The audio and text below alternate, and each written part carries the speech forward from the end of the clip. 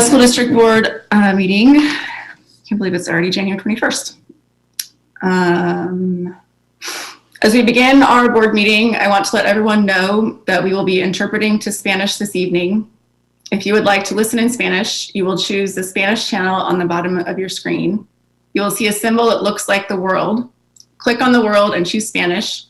We would also like to remind our panelists to speak slowly, allow for some pauses, and wait until all of the information on a slide has been shared before asking a question. This will help our interpreters greatly. Thank you, and we appreciate you helping make this opportunity possible. Yvonne? Buenas noches. Al comenzar nuestra reunión de la Junta Directiva, queremos hacerles saber que estaremos interpretando esta reunión en español. Si desea escuchar en español, puede elegir el canal en español en la parte de abajo de la pantalla. Verá un símbolo gráfico que se parece al mundo. Haga clic en este símbolo y elija español. También le recordamos a nuestros panelistas que hablen despaciosamente y permitan algunas pausas entre los hablantes. Esto ayudará a nuestros intérpretes y apreciamos su paciencia. Gracias y nos alegra brindarles esta oportunidad. Thanks, Yvonne. All right.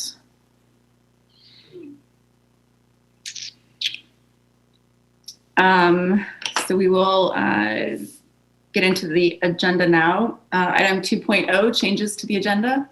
No. Okay. Item 3.0, public forum and announcements. Due to the online meeting format, we request that public comments be submitted via email to the board secretary by 4 p.m. on the day of the meeting. Statements should be brief and should not reflect adversely on the background, character, or motives of any individual. Commenters wishing to read during the meeting will have up to 3 minutes to speak, and depending on the volume of comments, an overall time limit may be set. Board members will not respond directly to public comments, as this is our time to listen. We have a number of comments this evening, kind of a combination of people who are going to read them, as well as ones that I will read for others. So let me just get... I'm going to start with Betty Crawford, and I'm going to turn on. I'm not used to having glasses yet.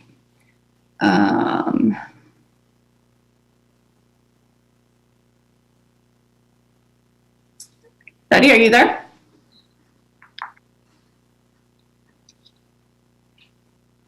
Looks like you need to unmute yourself. There we go. Okay, please proceed. Thank you. Greetings. My name is Betty Crawford.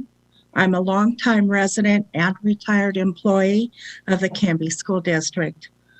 My children attended the Canby schools, and currently my grandchildren are attending the Canby schools. I am addressing you this evening to express my interest in the role and responsibilities of the district employees and leaders, including board directors. During my career as a school employee, I was aware I was responsible for my words and my actions. Around the clock each day of the week. In terms of social responsibility, employees and leaders were always on duty. All who are affiliated with the Canby School District share a privilege and responsibility as role models for the students of our schools. Students look up to teachers, staff, administrators, and board directors. Our goal should be to serve as positive role models for our students and community. As positive role models, we accept responsibility for our statements and actions. Yes, we are held to a high standard. We should be. Our students deserve it. Our community expects this of our employees and leaders. If a school employee participates in behavior endorsing violence in our community, the employee is held accountable and disciplinary action follows. If a school leader creates a similar offense, the leader should likewise be held accountable and subject to disciplinary action. Failure to follow through with such action seems to be a failure to accept the duty and responsibility as role models for our students. Thank you for reflecting on the privilege and responsibility as board directors of the Canby School District. Thank you for your time this evening. Thanks, Betty.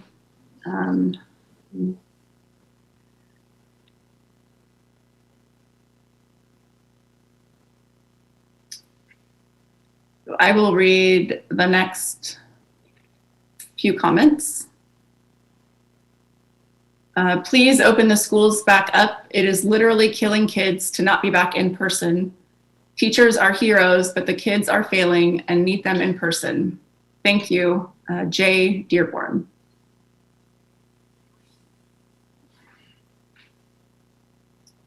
Our family would appreciate a projected start date for high school return to in-person learning. The high school students deserve an answer, and we would like to know so we can make decisions for our student if you still have no plan. We have forwarded information from Education Weekly to Superintendent Goodall, where they list all the schools across the United States that have opened this past fall for in-person learning, and suggested to him that he reach out to those schools and see what they are doing successfully. It's always good to ask questions. Thank you for listening, Todd and Jill Rayburn. I just want to note that we have in the public record a comment from Kathleen Jeske, and she indicated she just wanted to make sure it was included, but did not require it to be read tonight.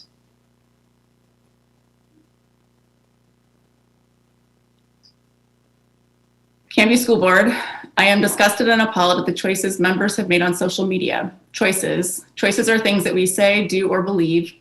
You know who doesn't have choices? People who experience disability. They don't choose it, they are born with it, or it happens by accident.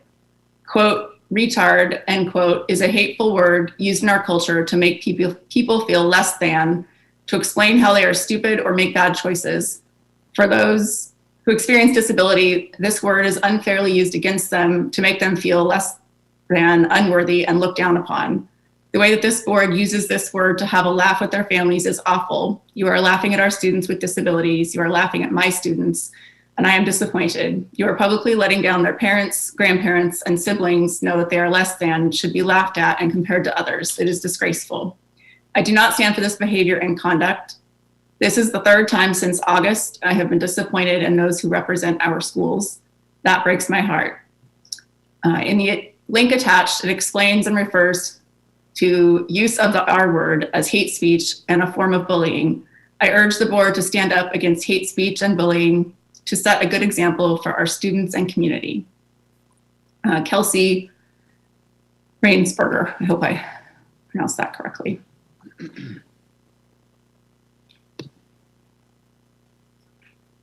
The next comment, the choice to open schools is something I hope to see soon, but I do not want to see it at the expense of our teachers and our children. Scientific studies from months ago about the old variant show that children are considerably safer regarding the spread of COVID, kid to kid, which is reassuring. I believe our children will wear masks and follow guidelines in order to be able to attend a classroom with other kids. That said, teachers are at a much greater risk to both get and spread the virus in a classroom setting. That, combined with the more contagious new strain of the virus going around, concerns me. Please wait to open schools until we have one of the following. One, all of the teachers and campus support staff have the vaccinations plus the doctor recommended time needed for the vaccine to take effect. I understand some teachers have already got their vaccines in Salem, their first vaccine in Salem last week. Please help all teachers secure a vaccination appointment and give them time off they need, even if online classes are canceled, to get it done. To wait for and provide all parents with a peer-reviewed scientific study that shows the new, more contagious strains of the virus and how it affects children. Let's all make a decision based on the best information possible. It is important to know the associated risk of the new variant's transmission in the classroom setting. I also understand that the air filtration system at Trost is old and ineffective. Quality air filters remove particulate matter from the air, including those that contain the virus. See EPA link below. I have heard that grants have been awarded for school improvements related to COVID. Please find the necessary funds, from grants or otherwise, to improve and/or repair the HVAC systems at all our schools before reopening. We can't make our schools 100% safe from COVID, but we can make wise decisions. There is good scientific information out there that shows the proper procedure can make opening schools safer when looking at the original variant of COVID. I think it is prudent to wait a few extra weeks, if necessary, to get our teachers vaccinated and/or to learn more about how the new variants affect children. Lars Estrom.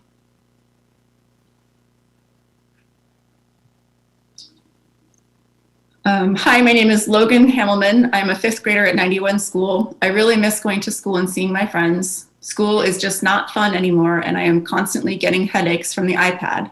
Please let us go back to school as soon as possible. Sincerely, Logan Hamelman. Okay, now the final 3 comments are all people who would like to read their comments aloud. So Sarah Love will be first, then Shonda Wright, and then Yolanda Sanchez. So you just know where you are in line. So Sarah, I'm going to enable your microphone. Just a moment.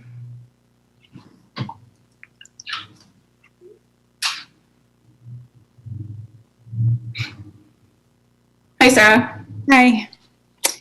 Please go ahead. Dear Canby School Board, I have many reservations about returning to in-person learning. Some, of course, are due to safety and keeping our community healthy. However, as a teacher, another concern looms just as large. I don't believe that schools under COVID restrictions is what is best for students. While CDL has been difficult, the students are learning. My students are practicing letters, learning to read, writing stories, counting, adding, and learning about the environment and how to be good citizens in the world. It is a lot of work, the hardest work I've done, but we are successful. We've built a classroom community of students who light up when they see their friends' faces and enjoy giggling over a silly story and sharing their thoughts with each other. I am able to work with small groups of students on specific skills. All of this will be more difficult in person. Caregivers need an accurate idea of what a classroom, especially a primary classroom, will look like. It will not be normal. Students will not greet each other with high fives and hugs as they bumble down the hall with their backpacks. They won't be sitting next to each other with a book spread over their laps, giggling as they retell the story or read with each other. I will not be able to work closely with students or sit next to them as they read and write. We are asking our youngest students to learn in an environment that many adults would find difficult. Of course, there are students who would benefit from being in the building. Due to a variety of circumstances, these students are not able to access the learning at home. These are students who should be our focus. Canby has the motto, all students, all abilities, all opportunities. This must come with an equity focus. Equity doesn't mean everyone gets the same thing. Equity allows for everyone to get what they need. This means that some may need to set aside their preferences for the benefit of others. We as a district must focus on our most marginalized students. It is imperative that we are finding ways to come alongside these students and families to ensure that they can be successful. This may mean starting with limited in-person learning to get those students into the building in small groups to have extra support. If they are brought with everyone else, they will not be able to have that attention. Teachers are not going to be able to work in small groups or individually with students while ensuring the education and safety of the rest of the class. This has been extremely challenging for everyone. There are no easy answers. My hope is that when we look back as a district and a community, we will be able to say that we truly put our students first. That must be our focus. Thank you. Thank you.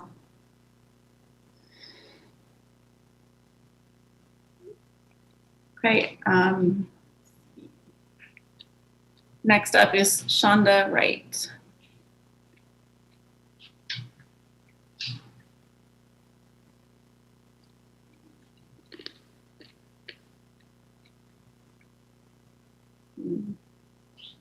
I don't see a participant with that name. Let me just double check.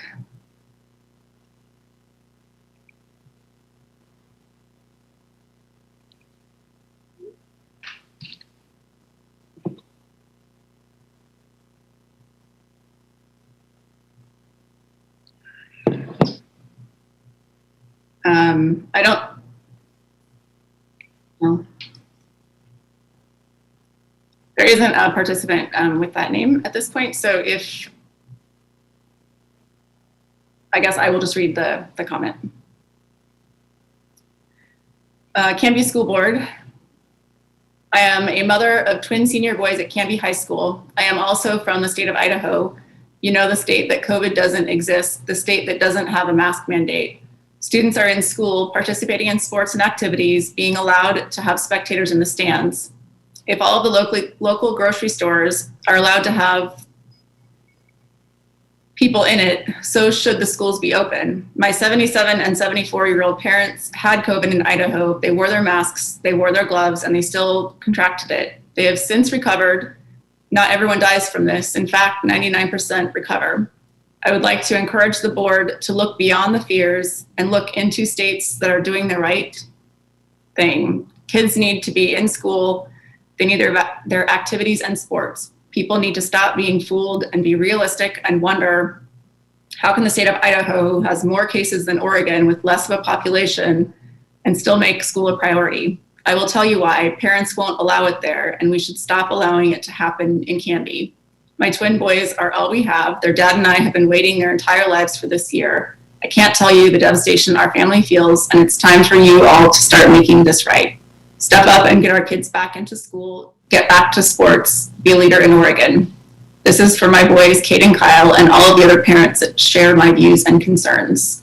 Thank you, Shonda Wright.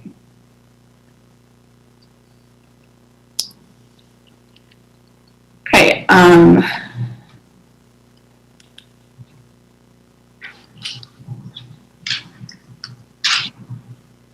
Okay, so Yolanda, I'm gonna turn your mic on now. So board, Yolanda is gonna read her comments in Spanish, and then I'm going to follow up and read them in English. Go ahead, Yolanda. Estimados miembros de la mesa directiva, buenas noches. Mi nombre es Yolanda Sánchez. Los padres que firman a continuación no estamos de acuerdo en que nuestros hijos regresen a la escuela en persona. Principalmente ahora en Portland se está viendo una nueva cepa del virus. Se les ha dado prioridad a los profesores para la vacuna a pesar que tienen la opción de trabajar desde casa. Aún no teniendo las suficientes vacunas, esto les quita la oportunidad a los trabajadores esenciales, como los trabajadores en la agricultura, de vacunarse, ya que deben trabajar todos los días para que tengan comida en casa y que todos tengan comida en sus mesas. También nos preocupa que las escuelas no estén preparadas para tener ni siquiera una pequeña cantidad de estudiantes sin la ventilación adecuada. Sabemos que el distrito había programado mantenimiento y reparación de los sistemas de HVAC en nuestras escuelas, y que al menos en una escuela primaria habían metido niveles altos de COC, o al menos algunas aulas en el pasado reciente. Esto debe solucionarse antes de que consideremos que es seguro para nuestros hijos.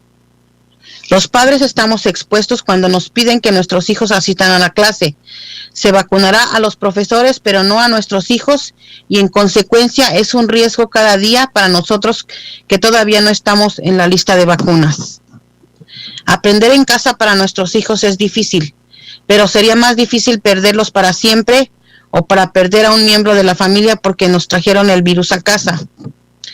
Por estas razones, nosotros que firmamos abajo no estamos de acuerdo que nuestros hijos regresen a clases hasta que todos hayan sido vacunados y haya un 0% de propagación del virus, Si originalmente los inscribimos para la instrucción híbrida, esto fue bajo las antiguas métricas y guías.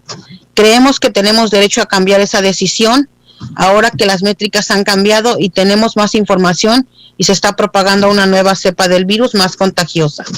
Sinceramente, padres latinos, gracias por escuchar. Thank you.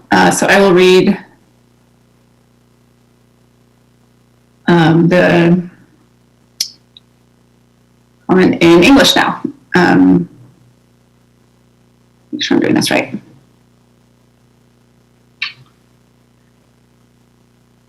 Dear school board members, the parents who signed below disagree with our children returning to school in person, mainly because now in Portland, a new strain of the virus is being seen. Teachers have been put to the head of the line for vaccination, but teachers have the option of working from home. If there are then not enough vaccines, this takes away the opportunity for essential workers like farm workers to get vaccinated, since they must work every day so that we have food at home and so that everyone has food on their tables. We are also concerned that schools are not prepared to have even a small number of students without proper ventilation.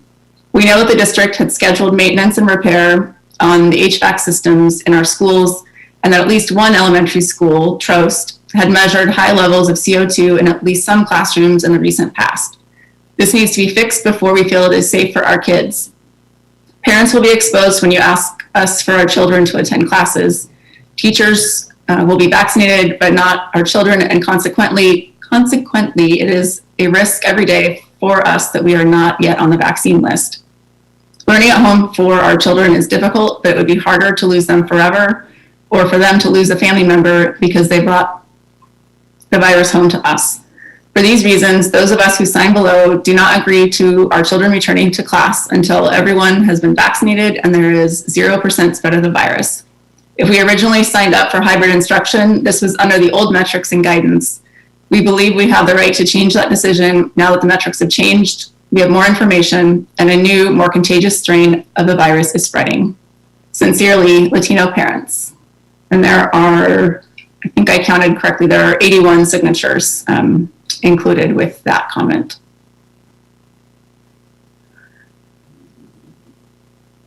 Okay. We'll move on to item 4.0, Superintendent's Report. Trip. Thank you, Angie.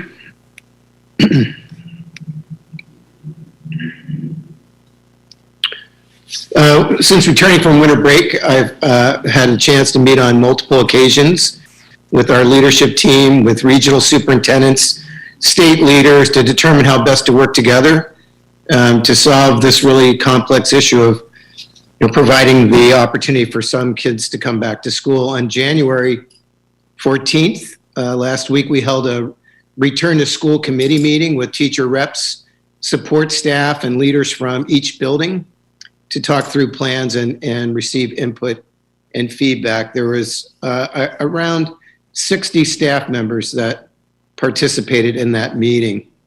I mentioned at the last board meeting that on the 19th, we were getting new guidance for the Ready Schools, Safe Learners document from ODE. So we are still at the moment working with our certified association to come to some agreements around how best to return to the classroom based on that guidance and other guidance that we're looking at. We appreciate all the survey responses we received from parents regarding their plans to send students back to school or to continue distance learning, because that really helps us make important staffing decisions. And we'll speak about that throughout the evening, with regard to parents really having the opportunity to make choices. Again, as you can imagine, there is just a ton of things to consider, and we are working out as many possible options for our families as possible. I know people are anxious about what the details of the hybrid in-person model will look like. I hope tonight, we'll be able to provide a little more information there. As mentioned over the last week in lots of different publications and on the news, the governor has prioritized school employees to receive the vaccine. So we're working with our local and regional health partners to try and coordinate that effort. Michelle Riddell and Diane Holm and Autumn and others are really working to put that together for us. I really appreciate Canby Fire Department. They contacted us actually before the governor's announcement, asking if we would like Canby Fire to step in and work with us to put together a possible plan to have Canby Fire help in distributing the vaccination to our employees. So I appreciate, Jim Davis, as always, for the work that he does. And then especially Matt Dale, who Jim assigned to really lead the effort to have vaccines possibly administered locally to our staff. I know you've all probably seen that they're really looking at, I don't know what they call it, like a single super site, if you will, for the distribution of the vaccines, and that's at the Oregon Health Center. However, we're still working to see whether or not we might be able to have that accomplished here locally. So obviously I'll keep everybody informed about that. As always, just really grateful for the support we get from our parents and our staff, and our administrators, our principals and directors are just working very hard right now so that we can move forward with these choices that we want to provide to our families during this difficult time. It's all about, we all know this has been very difficult for our kids, and we're working hard to try and figure this out as we move forward. So thank you.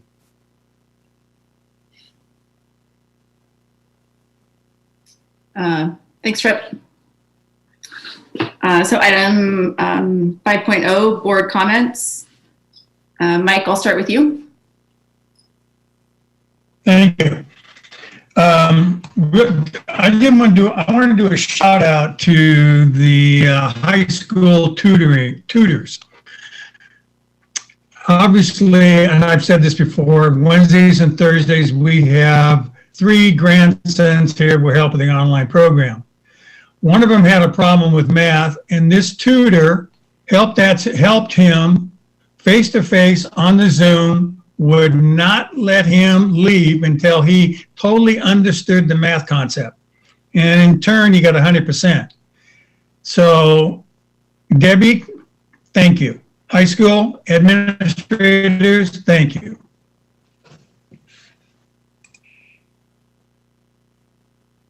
Thanks, Mike.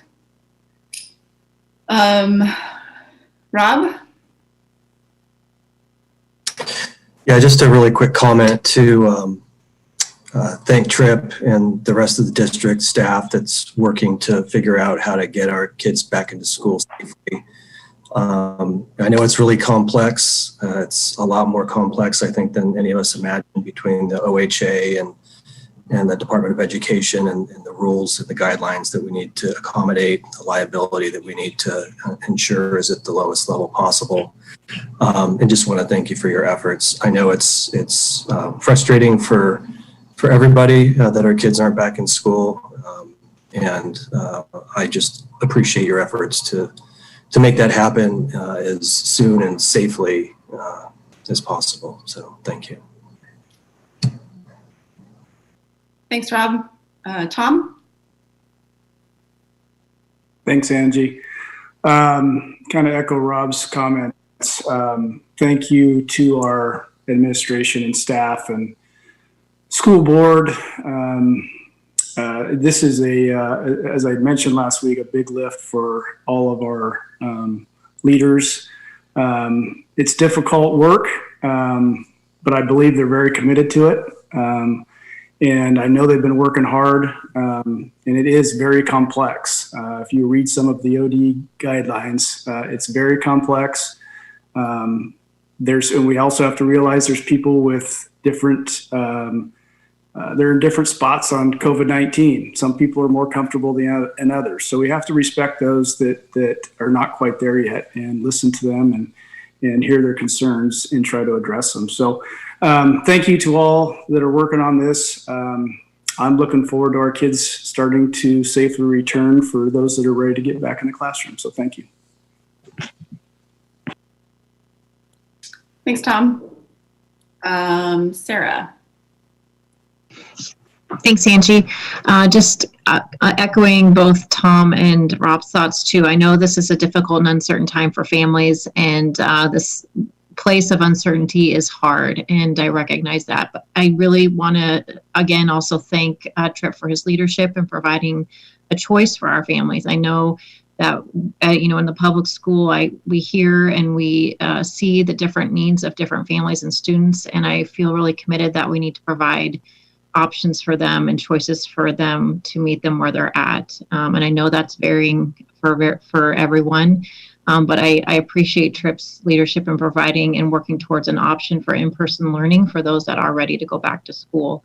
I know, like Tom said, that's a big lift. There's a lot that goes on behind the scenes to make that happen. And I think we all are committed to doing that safely and taking the time to communicate that to our families and our students well, so that when we go back, we can do that with a full understanding of what that looks like. And I am excited to help with that and do what we can to have that option for our students. So thanks for all the work in making that happen. I appreciate it. Thanks, Sarah. Dawn? Thanks, Angie. I just wanted to thank you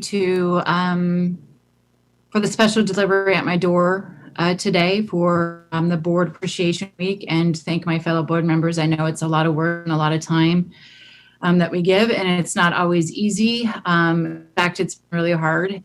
And just as is everybody's job, whether it's an employee, an employer, helping their employees figure out how to work and be at home with their children or help them through their homework. I would like to thank teachers that take the time, the extra time. The tutoring has been wonderful for one of my kids in the high school math lab, so I really appreciate that. It's just time for everybody, and just hats off for all those that go the extra mile. Appreciate it. Thanks, Dawn. And I will pass. Item 6.0, consent agenda, 6.1 minutes, and 6.2 personnel changes.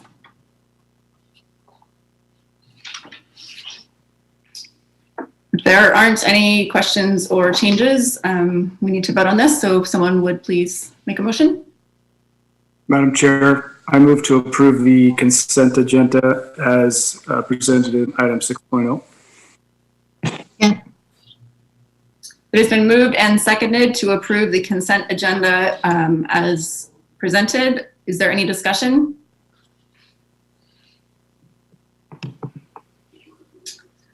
Kamala, will you please call the roll? Dawn?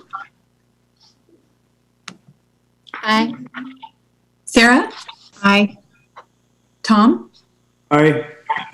Rob? Aye. Mike? Aye. And Angie? Aye. Motion carries. Great. Item 7.1, bond update. So Denise, I'll let you start while I bring over your guests. Great, thank you. Good evening, board. Tonight's my pleasure to introduce you to three of our members from our Malum Architect team. Tonight we have Abby, Elisa, and Renee that will be joining us. I just need to say that we've been extremely impressed with their work since they've joined our team. They've brought great work and great leadership to our bond work, so we've been very, very happy about that. And I know that everyone else on the bond management team would echo my sentiments. And we've spent a lot of time with them. Every week we have bond management team meetings that we spend at least 2 hours with them. And we've also been on building tours and just various other meetings throughout this time that we've started our bond work. And lots of planning and preparation going on. And so what I would like to do is just turn it over to Abby and her team. She's going to go through a presentation with you, going over our work that we have ahead of us this summer, and then also kind of give you a recap of what we've been doing with our master planning committee so far. And feel free we have about 10 minutes for the presentation, and then they're willing and ready to answer any questions that you have. So Abby and team, I'm turning it over to you. Great. Thank you so much, Denise. Can you guys hear me okay?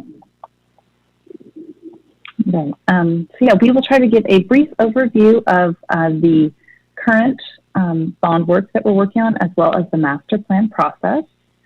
I am Abby Basie. I'm the principal in charge of the work on behalf of Malum. With me today, I have Elisa and Renee, and they will be sharing the current work we're doing for the 2021 summer work. But our team is much bigger than that. So any of you who are in the schools or have attended the master plan committee meetings may see some of the other faces that you see here on this screen.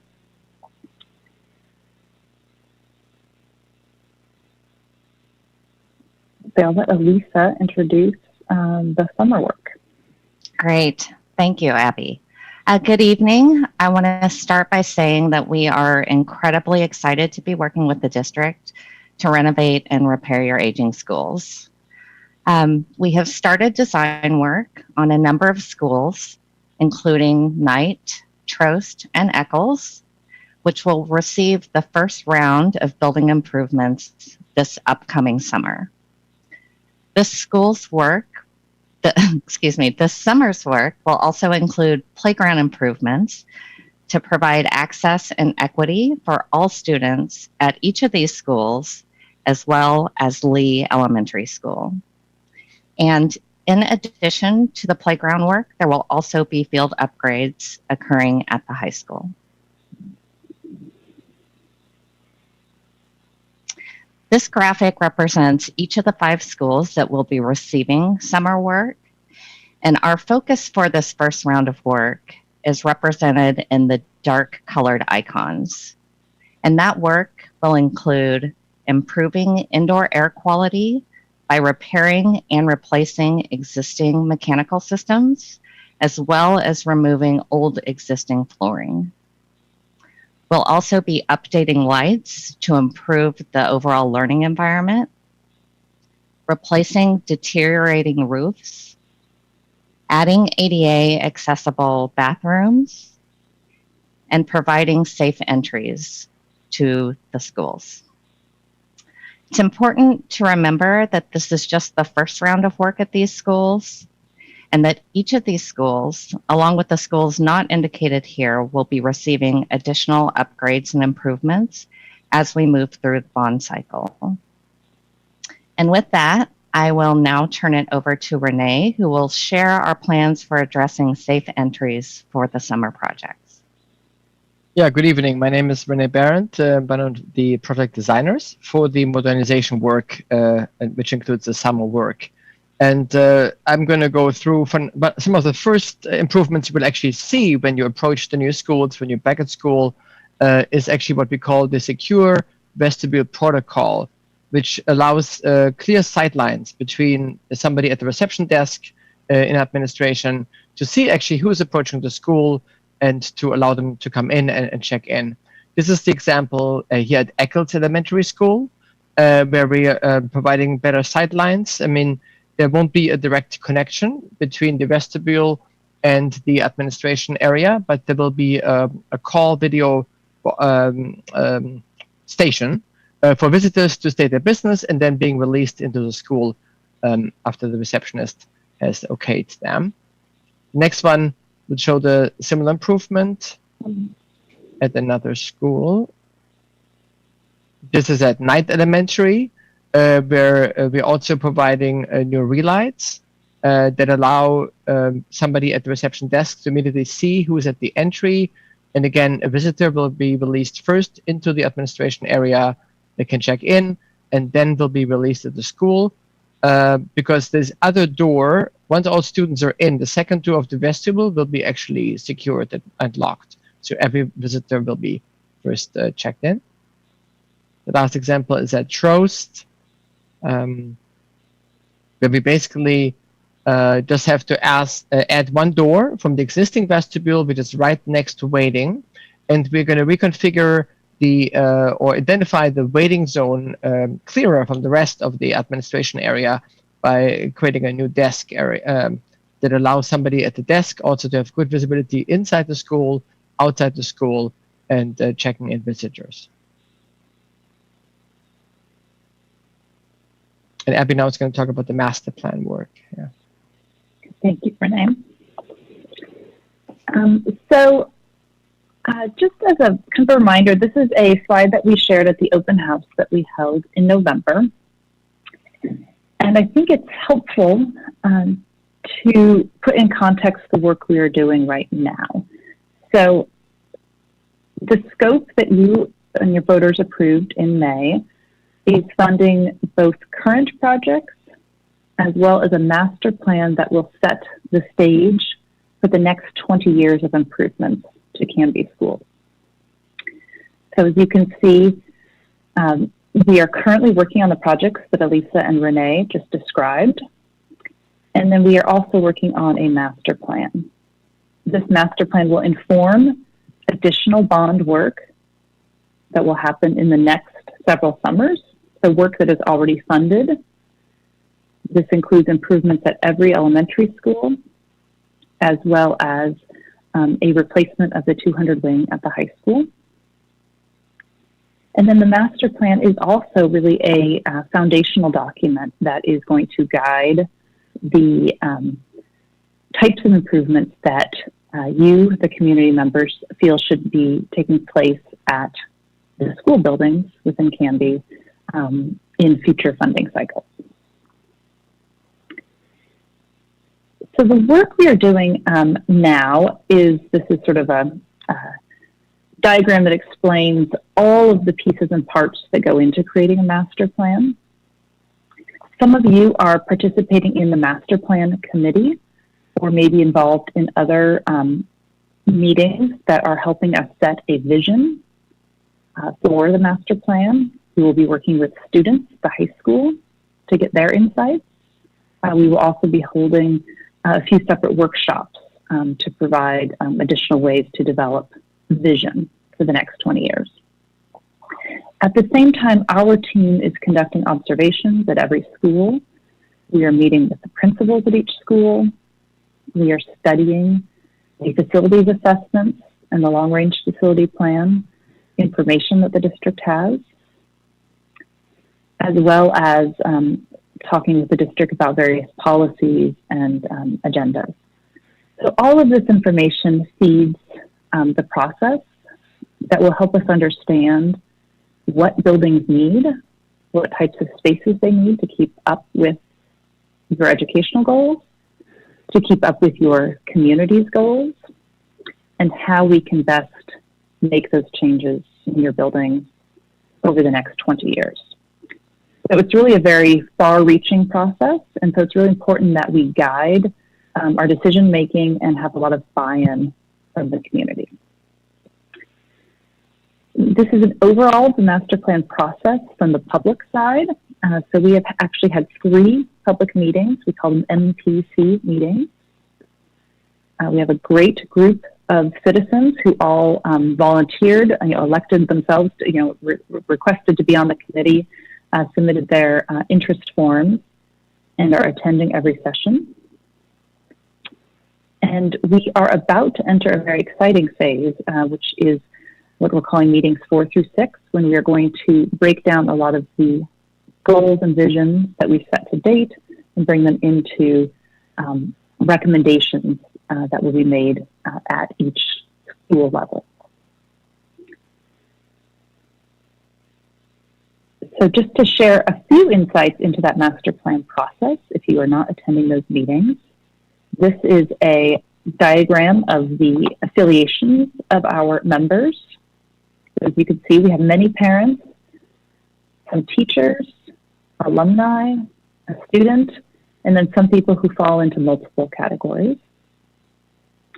On the right-hand side, we have a clip of one of our Zoom meetings. So we very much appreciate the committee for being so flexible and handling this whole process via Zoom.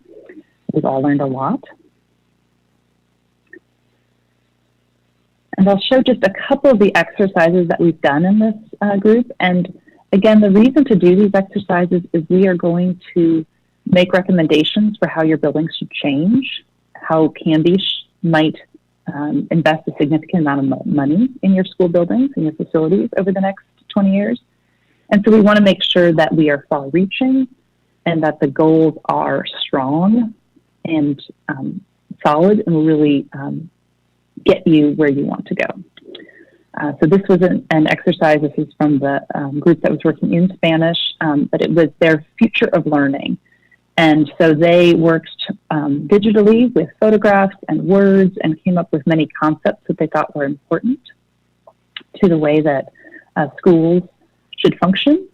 And then we interpreted that into a diagram that helped explain the gist, the salient concept of that particular idea. So this one was putting community at the center of each school and all of the components that it takes to make that school a very rich experience.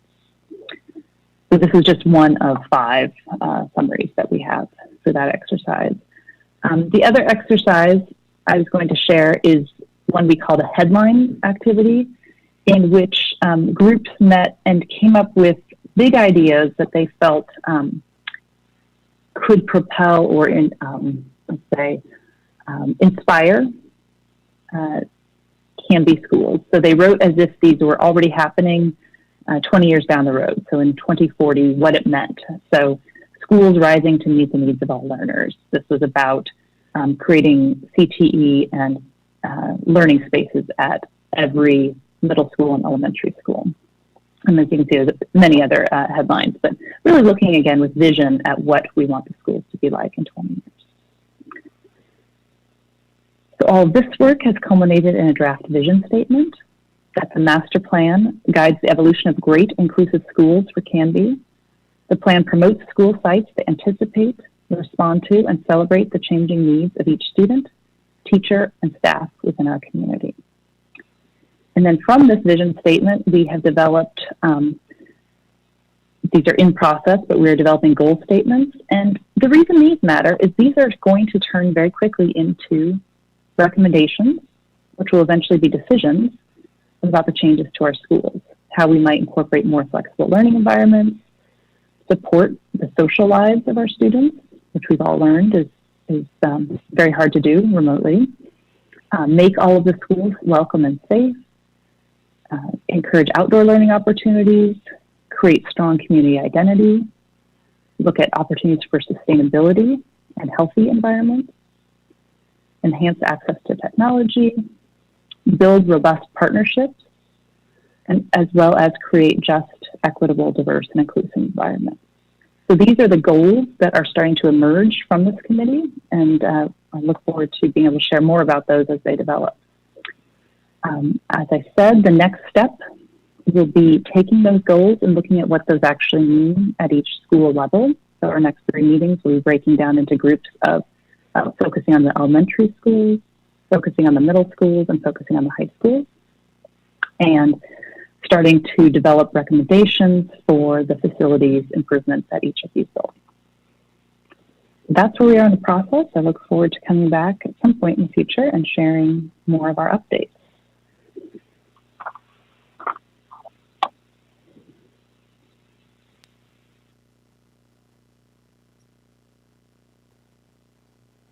Are there questions? Tom? Yeah, just a quick question. So I noticed only 3 of our school or elementary schools were in line for safe entrance, vestibule, lighting improvements this summer. Is that due to, is that a need issue or is that a capacity issue?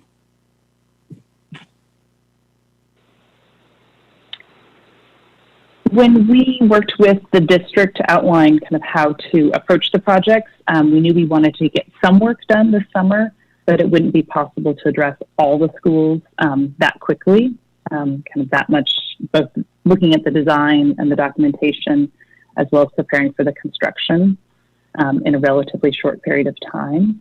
So yeah, the decision was made to move ahead with the work at the 3 major schools you saw, and then the rest will be layered in over the next year or 2.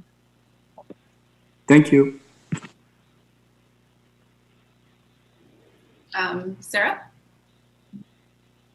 Thanks, Angie. I just wanted to say, as I've been the board representative, so I've been attending the master planning committee meetings. And I just wanted to thank the district staff and Malum because they are very thoughtful and interactive and really put together meetings where we're able to gather input from community members and from teachers, folks that are involved in a very meaningful way, which over Zoom, I've been very impressed with how you've done that. It's been pretty a good learning tool for me as well to see how well you've been able to do that and capture feedback, have conversations, and I've been really impressed with the process. So thank you. I know that takes a lot of work, and I'm excited to see where that plan ends up. I think it's been very thoughtfully done and professionally done, and I appreciate that work. Thank you. Thank you. Thank you. Sarah? Rob? Yeah, I also appreciate the work and the way that this has been approached. I got a kick out of the headlines that the community or the people involved came up with. That was really inspiring. I'm curious though, with the security vestibules, what kind of standard is that? What kind of standard are they being constructed to? Is there, I mean, I assume that there's some sort of standard. I don't necessarily want to get into the details of, but I'm curious about the standard of the construction. I would refer to it's basically like a best practice now that has been developed, I guess, among other school districts as well, to make sure that you have a more secure boundary and you have more control over who enters your buildings. So the idea will be that you really channel everybody who is visiting the school, who's not a student, through the front door. To be able to control who's actually entering the schools, but at the same time making sure that everybody still feels welcome and invited. There's many aspects to school safety. Some are about external intruders, some are internally as well. So we're trying to take a holistic approach here. But it's basically now best practice to make sure that somebody in the reception area has control over who's entering the school and who is allowed in. That's how I would answer the question. There's no written framework for this, but many school districts are facing the same problem. And again, we have to respond at every school with different means because of different opportunity and challenges at each of the sites. I don't know if that answers your question, but it does. Thank you. Thanks, Rob. Are there other questions, comments from the board? Mike? Yeah, the reason, and I know Rob asked this, the reason the three city schools vestibules are being corrected is because you find that the most need? Or what about the outlining schools? I don't think I'm making myself clear. The three schools in town that you're going to correct the vestibule, you're telling me that they need the most work?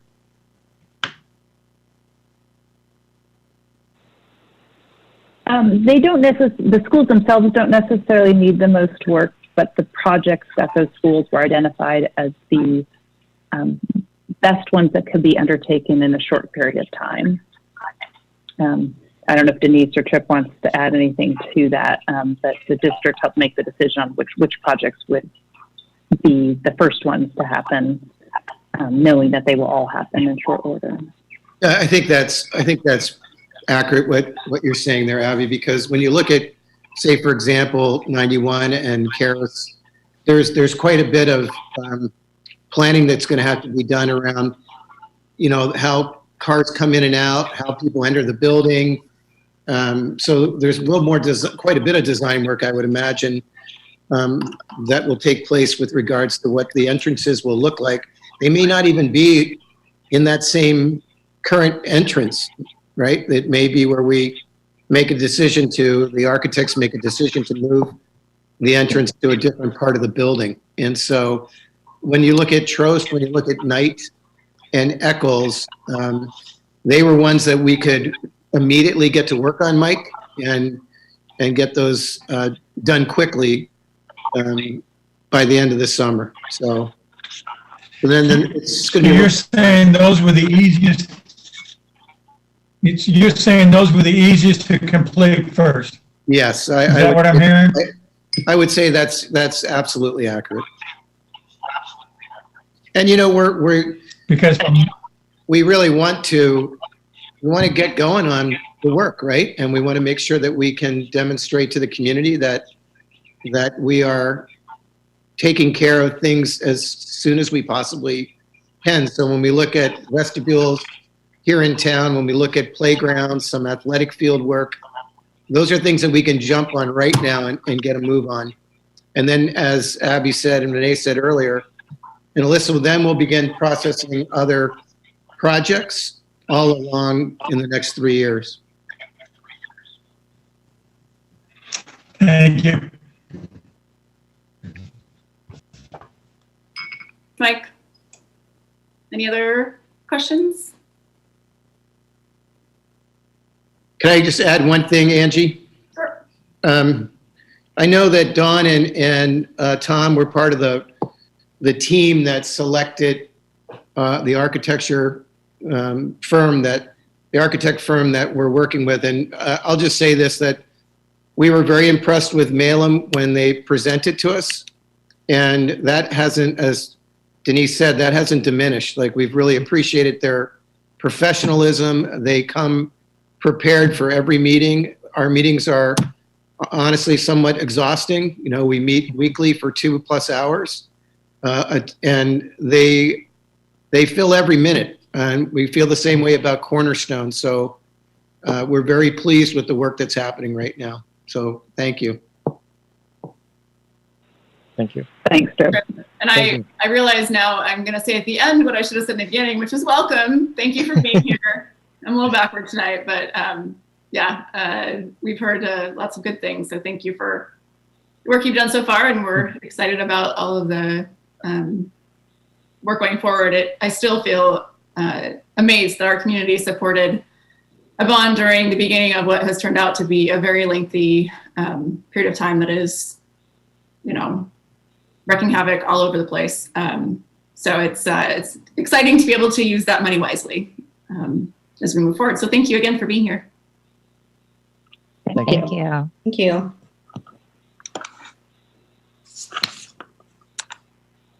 And I will set you all free so you don't have to stay in the window. Yeah. So thank you. Have a good night.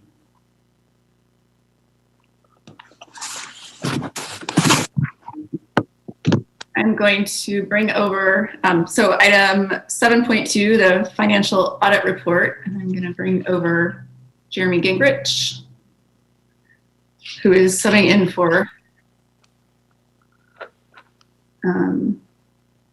tonight.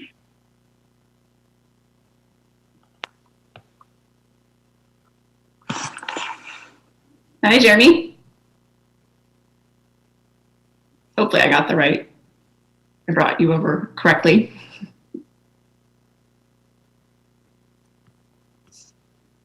Did I get everything turned on here? It seems to be. Welcome. Okay. Thank you. So I'll just start out, Angie, and just thank you, Jeremy, for coming tonight. Sabina wasn't able to join us, but Jeremy is one of the other partners is filling in for him tonight. And I just want to always share my appreciation for the team from Wilcox Arredondo when they come out and do our audits. They keep our staff very busy for a week and longer. But I do appreciate the collaboration we have with the team. We're always looking for ideas to improve our work and our processes and procedures that we have in our business office to make sure that we're spending district taxpayer dollars wisely and using the best procedures to account for those. And it's not like it's just a one and done. We're always able to pick up the phone and call anyone over there and ask for advice or get information from them throughout the year. So we do appreciate Sabino and team and Jeremy and everyone else that's there. So just pass on those words to the staff there. And with that, I'm going to turn it over to you. Thanks. Thank you, Denise. And thank you, board, for your time this evening, as well as to Superintendent Tripp and the rest of the business office. As Denise said, we do show up and make a little bit of work for the business office staff, and they are always very gracious in helping continue through the process that needs to be done. The audit is required every year by law, and so we take a necessary item and hopefully turn it into something that's not too burdensome. Generally, what I like to do is start with about a minute overview of what the audit process is like. We start every year in late spring or early summer, and we come out either through inquiries, emails, conferences. We did a lot of video calls this year, but fortunately we're able to come out in person at Canby to do some of our interviews and learn about the internal controls of the district and any changes that may have happened from year to year. Once we've done that, we go back to our office and go through a risk assessment process where we look at what we think are the risk areas for the audit and then plan our field work that we come out to do in the fall based on those risks. Once we've done that field work, that's where we come out and do what's traditionally thought of as audit work, where we pester the staff and we do that work and then come back and we develop our opinions and prepare the financial statements. I should say we prepare the financial statements and develop our opinions. So that's a brief overview of the audit process itself. I'm actually going to show some documents. I think I can do that, or I'm going to attempt to do that. We'll start with the audit report. And I just want to let you all know, first of all, can you see the audit report on my screen? Not yet, no. Do I need to do something else here? Hold tight, I do. There you go. Okay, so this may be very, and you might not be able to read any of it, but I just wanted to put things in perspective where they land in the document. We have 3 unmodified opinions that we issued on the financial statements this year. An unmodified opinion is the highest level of opinion we can offer. It's the best way to think of it is we did not find anything during our audit work that rose to a level where we needed to modify our opinion and include specific items in this audit report that we're presenting to the board. So we have 3 unmodified opinions. There are 3 reports we issue each year. The first one is on page 1 here, and we're looking at the opinion on the overall financial statements. The opinion's actually on the top of page 2, and this is where we would basically, it's unmodified, which means if you look at another audit, you're going to see pretty much the exact same words in just about any other school district audit that had an unmodified opinion. The next report is on page 95 through 96. This is a report issued in conjunction with the state requirement for audit. And I'm trying to get there so you all have at least some idea of what it looks like. In the middle of the page here are the items that the state of Oregon requests that we review as part of our audit. And directly below that is our opinion paragraph. And again, it's unmodified, so this will look very similar to reports you would see in other school districts as well that had unmodified opinions. The next report or last report we issue an opinion on has to do with your federal audit programs. It's on page 101 and 102 of the report. And again, an unmodified opinion, that's at the bottom of page 1 of the first page of this report, and it has to do with the compliance requirements in regards to your federal audit, federal dollars that you receive through grants and so forth. We also have one additional report that's in here. I blew by it, but it's not an opinion, it's just a report, and it gives us a place to report if we had any internal control findings. We did not have any that rose to the level that we would need to include them in this report. So we're not offering an opinion here, but it is an unmodified report. Again, not having anything that rose to the level that we needed to include it in these reports. Moving on to the just general logistics of the financial statements, on page, starting on page 7 is the management's discussion and analysis. If you don't read a whole lot else in this document, you might want to pay attention to this section. It is where management has their opportunity to tell you about things that they feel are important or that they're required to tell you. It's also the only place in the financial statements you will find comparative data, so year-over-year information at the government-wide level on the full accrual basis. The very last section of the management's discussion and analysis also has forward-looking statements about what the management thinks is coming in the future. And so you can see that on page 15, there's a section called Economic Factors in Next Year's Budget. Pages 20 and 21 provide the business type or government-wide full accrual financial statements. These are where the long-term assets and long-term liabilities of the district can be found. Most notably, those are capital assets, bonded debt, and retirement obligations. Pages 24 through 27 are the fund financial statements. These are presented on the same basis that you receive information on a monthly basis from Denise and the reports she provides to you. So they're on the budgetary basis, and it's called the modified accrual basis. The notes to the financial statements, start on page 33 and go all the way through 60. I'm not going to spend a whole lot of time here, just maybe to call your attention to pages 42 and 43, where there's some little bit more detailed information about the capital assets of the district, those buildings that were being discussed by the previous presenters. And then on page 43 through 45 is some detailed debt schedules. And these are areas that boards typically have interest in, and so that's why I call your attention to them. The last part, or last thing I need to share with you is our report to the board.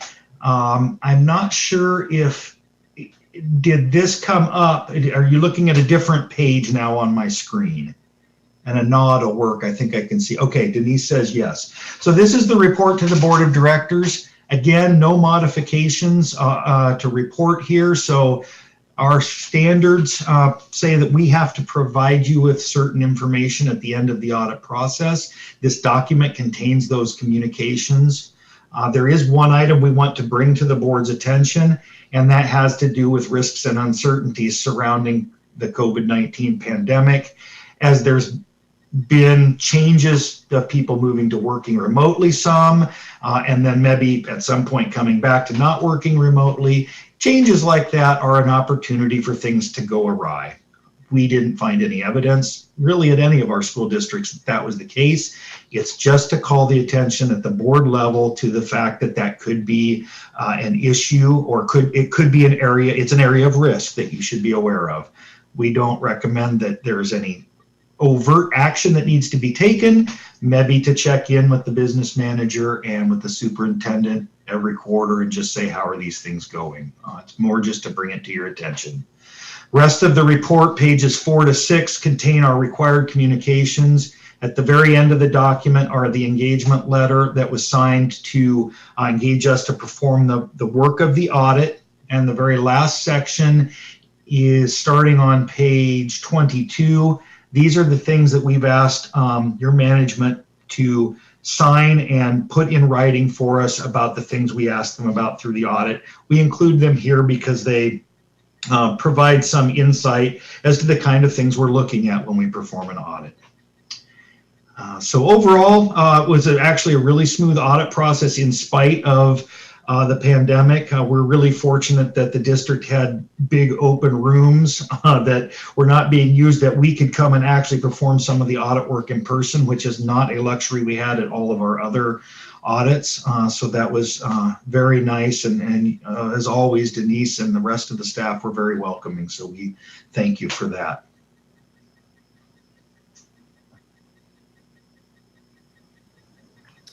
Thanks, Jeremy. Questions, I guess, would be the last thing.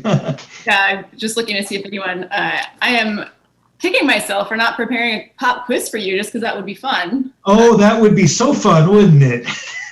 I mean, for me, but you know, you can quiz me back. Put me in the hot seat. Is that what you were thinking? Do you mind exiting out of the screen share so I can make sure I see? Oh, I am so sorry. I thought I hit that button. Well, I can tell now. Look at all of you there. Tom, I saw your hand up, and then Rob. I don't really have any questions, Angie, but I did want to make a statement. I probably mention this every year, but I really do think this is one of the most important things we do as a board to oversee. And it's fantastic when we get a report that doesn't have anything of concern in it. So I want to thank Denise and her staff, and of course, Jeremy and Will Karks, Arredondo, and all their staff for their work. And while it's not always fun for all of us to read this, I think it's important for the board. I urge you all to try and read as much as you can. So thank you. Thanks, Tom. Rob? Thank you, Tom. Yeah, similar comments. I just want to thank and congratulate Denise and her team. I think this is the third, maybe fourth year where there have been similar findings. There have been, no deficiencies, no unmodified opinions. Everything ran smoothly, and I know that wasn't always the case in the past with prior leadership. And just want to thank you.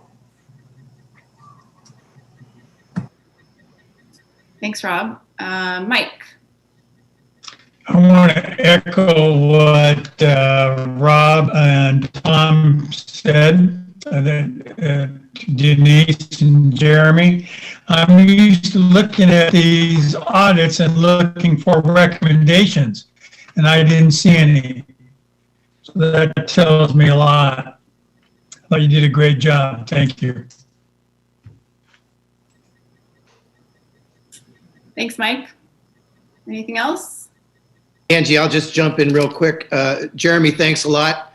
Always appreciate working with you and Sabino. You guys really do such a thorough job. And I tell Denise all the time, this report is really about her leadership and her skill set.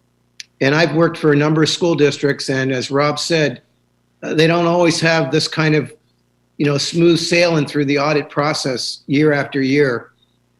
She listens. She takes really careful consideration of all the advice that you and Sabino provide, and her attention to detail, it just really speaks loudly again to the leadership she brings to her work and her team. So thanks, Denise. Great. Thank you. Trip?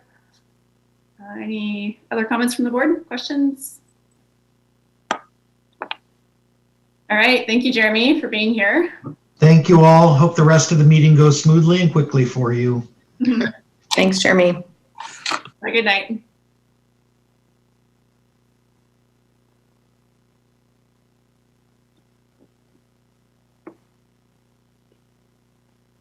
Okay. Get back to this item 7.3, return to school and planning update.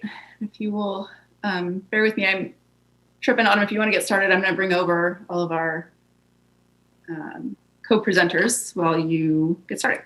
Wonderful, thanks. Obviously we are going to keep the board apprised of the work that we're doing to provide our parents with the choice to allow their child or children to come back into school safely. And part of that is really keeping everybody aware of any of the new guidance that comes out of ODE and metric changes and those kinds of things. And our resident expert on all of this is Autumn Foster. And so I'm going to have Autumn walk us through kind of the new guidance and highlight some of the changes. And then we'll move into an opportunity for Andy McKean, the principal at Eccles, and other K-6 principals to be available to discuss a schedule that we're looking at for our elementary students. So, Autumn. Thank you. This is something I never thought I would be considered an expert in, so that's fun. So this week, the Oregon Department of Education, easier said than done, there we go. Oregon Department of Education and the Oregon Health Authority released the new metrics, and they are in line with the Harvard Global Health Institute's guidelines. And so schools are now advised to begin reopening for elementary on-site and hybrid transition when county case rates per 100,000 are 350 or lower. The previous version set the metrics for transition to limited in-person instruction at 200 or below. So this is a really significant change. County test positivity requirements have changed too. So you can see here the orange is now called elementary, on-site, and hybrid transition, which directs us to prioritize careful phasing in of on-site or hybrid for elementary schools, starting with younger students and adding grades over time. The yellow over to the left, the on-site and hybrid, is essentially the same as the orange. Obviously the metrics are different, but the description is essentially the same, except it also allows for middle and high school to transition to on-site or hybrid, as long as we've demonstrated there's been no issues with elementary. So here's where we're at. I'm so excited to be here with good news. This is really fun. So we're in the orange. The 2-week look back released on Tuesday had us at 308 per 100,000. And then on this graphic, so this looks a little different because I did go back and adjust previous weeks to reflect the current metrics. So you get kind of an accurate picture of where we're at. And then you can see here also the test positivity rate in the county went down in that 2-week look back to 6.6%. So things are going in the right direction. The only caveat we heard in this whole metrics conversation came from ODE Director Colt Gill. And he said, if counties are over 350 per 100,000, ODE advises districts to remain in comprehensive distance learning. But again, we're not in that situation, so that is wonderful news.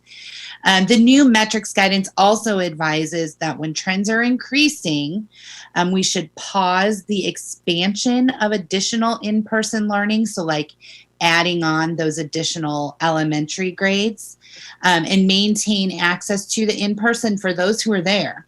Schools are not advised to reduce that, like say, okay, no, now third grade's not coming, or revert to CDL based on the metrics, as long as we can show that we are not, contributing to transmission in the school environment. So this is really important, and this is great news. Probably the best news that came out of all of this was, once we're open, we'll be able to stay open for those grade levels, even if the metrics trend up. And that is just with the, with the exception if there were some sort of in-school transmission that would cause some sort of change there. So as we mentioned in the last board meeting, we were anticipating new guidance from ODE and OHA, and we did receive that on Tuesday, and it wasn't even 9 o'clock at night, so that was exciting. I'm just going to give a real high-level overview of some of the big changes that are really impacting our planning for K-3 in person. So we already covered the metrics. There's some changes to the blueprints. There's updates on COVID testing, OSHA rules, some extensive training we have to do for staff, and then some updated specifications for HVAC. So, sorry, you're seeing all of that right there. So there is a new blueprint, which makes sense because some of the guidance has changed. It has to be completed before we reopen. It's not incredibly different than the older version, but it will still take some time. There's, again, more than 160 health and safety protocols. One of the other requirements is that employees need to be on the planning team for this. And it must be provided in English and Spanish. And once again, it has to be reviewed by Clackamas County Public Health, although they have told us that they're too far behind and they may not get to it. So the good news is we don't need their approval of the blueprint. We just need them to attest that they received it. Basically, they review it and give us feedback. And then I just want to go back to that point about employees being on the planning team. So we engaged more than 60 staff members last week on our reopening plans during our reopening committee meeting with representatives from each school's instructional leadership team. So we're working to get clarity on this new component of the guidance. As we currently understand this, it seems that if we move back into red while we're open, so again, we would get to stay open, we will have to offer rapid on-site testing for students and staff effective March 1st.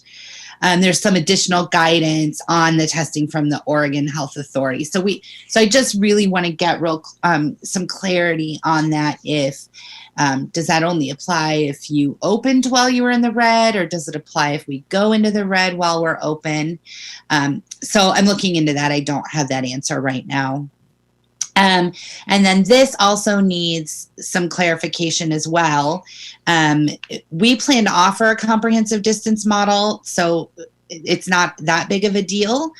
But if we were in the future all on site and then we moved back into red, this piece of information seems to indicate we would need to offer a CDL model. So I'm really just trying to discern whether this only applies if you open while you're in the red, or if you're already open and then you move back into the red. The guidance also aligns our schools, their workplaces with OSHA rules. They require that we have to update our communicable disease management plan so it aligns with the OSHA requirements. We have to share the plan with staff. Every facility will have to have a point person designated who's responsible for enforcing all of the rules and safety protocols. And then we also have to create an anonymous reporting process so anyone can report any health and safety violations. There's some additional guidance, again, as a workplace around on-site meals. Staff are not supposed to be eating together in common areas, and it has proven to be a significant source of spread in COVID-19 workplaces. So we need to make sure we mitigate that. And then there's some more stringent training protocols in the new guidance. So we've proposed 12 hours of staff training before we open in person. We have to cover all 160 plus of those health, safety, and cleaning protocols. We also have to train staff on reporting COVID cases and how to conduct a visual screening of students in the morning, or when students arrive, to make sure they're healthy enough to be in class. So as we kind of backwards plan from our goal to reopen, we have to prioritize this training to make sure that we're meeting all of those requirements. The guidance does provide some additional information on face coverings. It reiterates that they are required at all times except while eating and drinking. And it dictates that the district must supply face coverings for staff. And then this was a new piece of guidance. I didn't write this because it's terribly written, but the sentiment is there. It clarifies what happens if a student refuses to wear an appropriate face covering. So that would, this makes it very clear if a student or family refuses to do that for a values-based reason, then this guidance says that we are able to meet the student's educational needs through comprehensive distance learning. So if a student does not choose to wear an appropriate face covering. For that reason, we can serve them with CDL. And then these new HVAC requirements. So there were two that were explicitly called out. So we are in compliance with this already. I just wanted to draw your attention to them. It makes sure that all the filters are maintained and replaced as needed. And we have a COVID ventilation plan, and that is detailed in there. And then making sure that we keep the outside intake points clean. So, we are covering both of those already. And we're, looking forward to some of our summer bond projects that will help start making some improvements to those HVAC systems. And again, our facilities are ready. We are ready to welcome students. And so now I will turn it over to Superintendent Goodall for his update on our planning for returning to in-person learning. Okay, so we'll coordinate back and forth here. I'm looking at my notes, and Autumn, you can move the slides as I indicate. One thing I will just add to what Autumn just said, I think it would be important at the next board meeting to have Larry Burrich, our facilities manager, talk a little bit about what we're doing with our HVAC system currently, so that people are aware of the work that he and his team have been doing over the last few months, with our current HVAC system. So we'll make a note of that to make sure that happens. As I said last time we met, our goal is again the week of February 8th. And I know it's a really ambitious goal. I think it's the right goal because, it puts us into that mindset of making sure that we are doing everything we possibly can to check the boxes that will lead toward parents being able to make an informed choice around how they would like their child or children to be educated during a pandemic. Again, it's ambitious. There's a lot of work to finalize over the next few weeks to meet that goal. And we'll talk about this tonight, but there's quite a few really outstanding tasks that we'll have to make sure that we address as we move forward. Next slide, please. Trip, can you hold on just a second? Tom, do you want to jump in now, or you want to wait to the end? I just want to make sure I saw you raised your hand. It was a question on some of Autumn's stuff. We can just wait till the end. Okay. Go ahead, Trip. Okay, Autumn, the next slide, please. We're there. Okay. Yeah, just give me, because I get all. You got it. So, as it's indicated on this slide, it's really about creating choices for our parents. I appreciated what Sarah said in her remarks, Director Magenheimer, around the importance of choices. I know people focus on it's reopening or it's not reopening schools. I really absolutely believe in parent choice. And I don't think we've ever had an opportunity like this where we've been able to provide parents these really very distinct options during this pandemic. And so we're offering in-person hybrid, connected at home learning, and a Canby online learning academy as the options that we'll use moving forward. Next slide, please. We're there. Okay.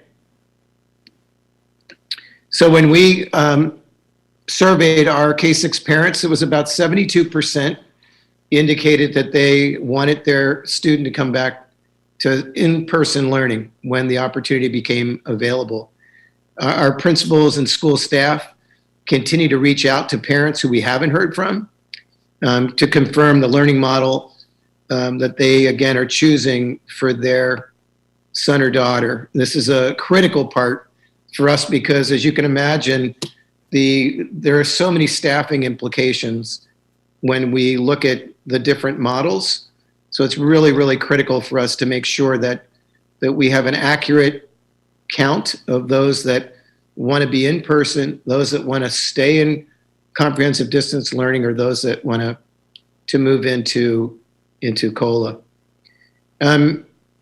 I'm going to introduce Andy McKean, principal at Eccles, now to help us kind of understand the model that we're looking at right now. I'll just quickly say Angie Navarro, Skylar Rodoff, Sam Thompson, Sherry Schweitzer, Christine Taylor, and Andy have just, as a K-6 principal team, they've just been working, again, tirelessly to examine what would be the best way that we could bring in K-3 to start and then to expand on that moving forward.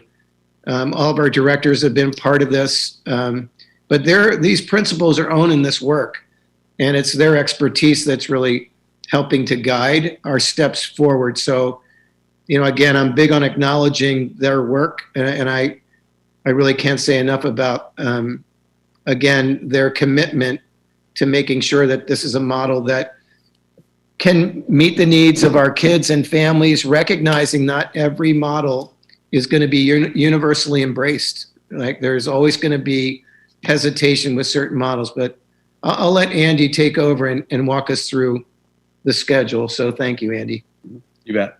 Autumn, next slide. Thank you. Gotta get off that slide.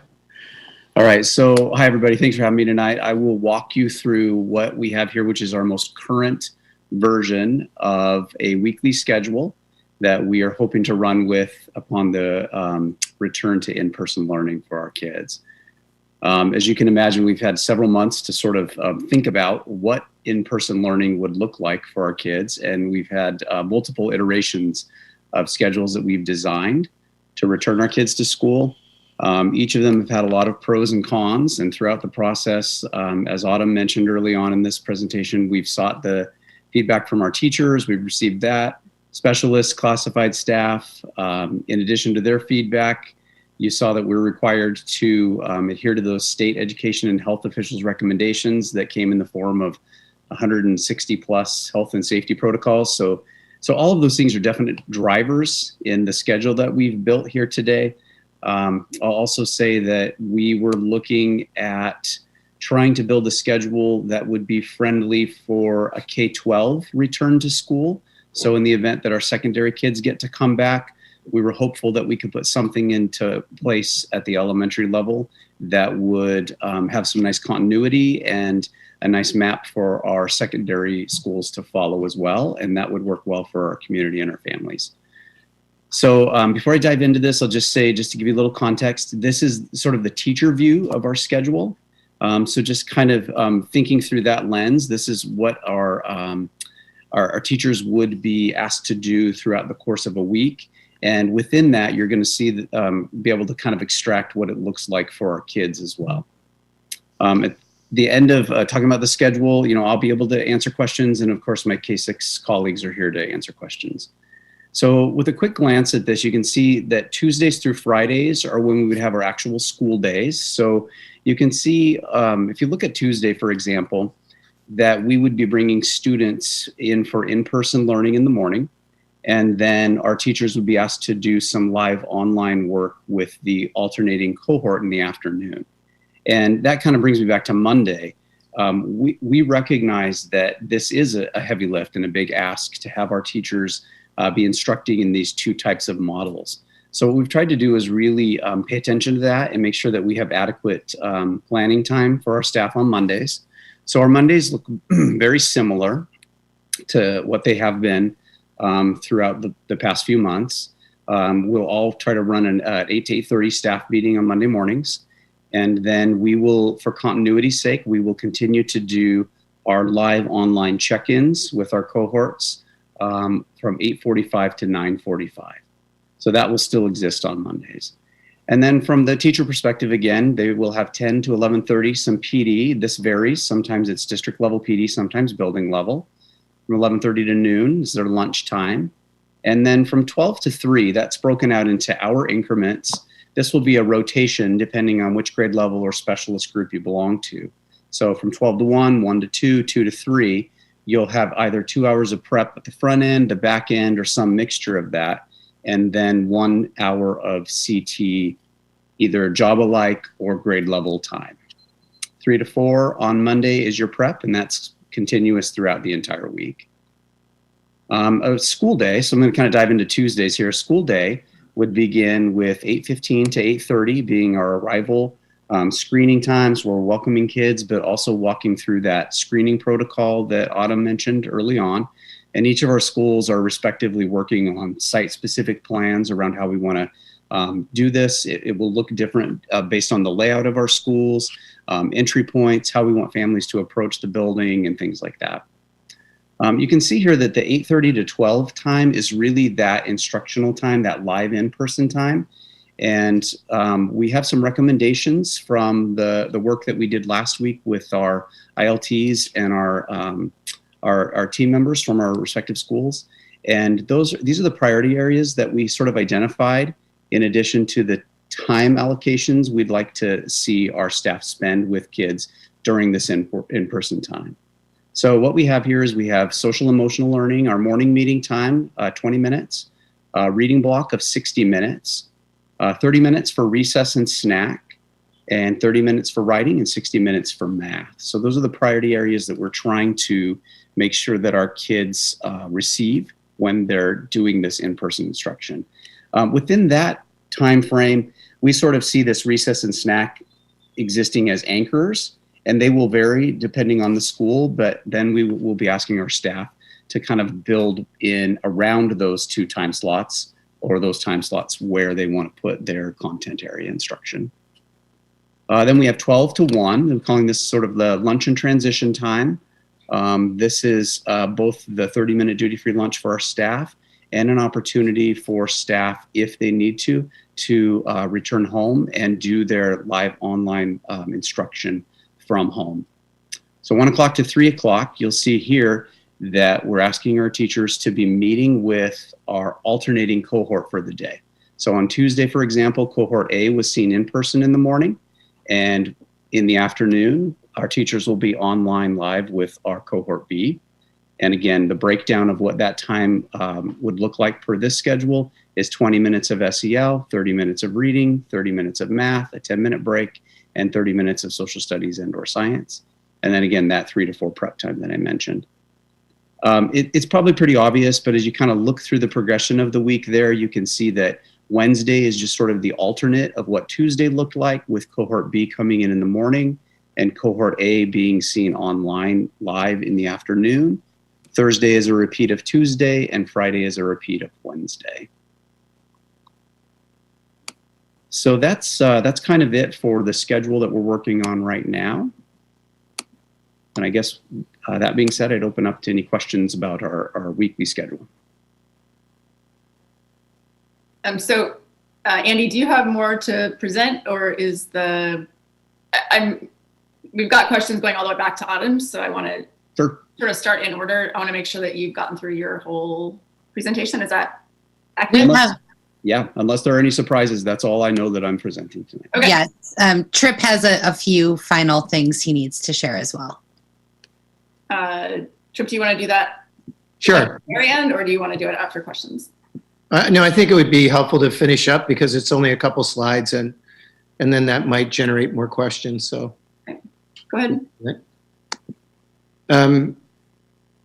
So again, one thing I did want to mention, our DLI program at Trost is really a unique program, and so while their schedule is similar, it is going to be slightly modified to meet the needs of the DLI program and the needs of the Trost community, and so I want to point that out as we move forward. So I appreciate that Angie and Danielle have been really working hard on that model for Trost. If we look at some of the outstanding tasks that we kind of mentioned, that again, our goal is that week of February 8th, but these are just a list of some of the things that we're going to have to accomplish. Finalizing student cohorts, because again, the 35 square foot social distancing didn't go away. And so we can only have so many kids in a classroom. So we have to make sure that we have our cohorts established. We have to make sure, again, our staff are assigned appropriately. We're working with our associations around the finalizing the MOU so that, again, we continue to create a partnership with our respective employees, both in OSCA and CEA. Student transportation, so we have to make sure that we know who is going to request transportation and how to route them. The logistics around meals. It was mentioned we were going to be doing some videos in terms of for families so they understand what it means to come in person. So there'll be a handbook that'll also be put together. Community webinars so that people have the chance, and I anticipate that that'll be a building webinar. So building principals will be able to answer questions of their families. Student information and technology. If you are a student that is going to stay in a particular program, that's probably not going to require a significant amount of technology changes unless you're being assigned to a different teacher. But there's quite a bit in terms of making sure all the apps, the applications that kids are using right now, stay with them. And so there's a lot of technology stuff.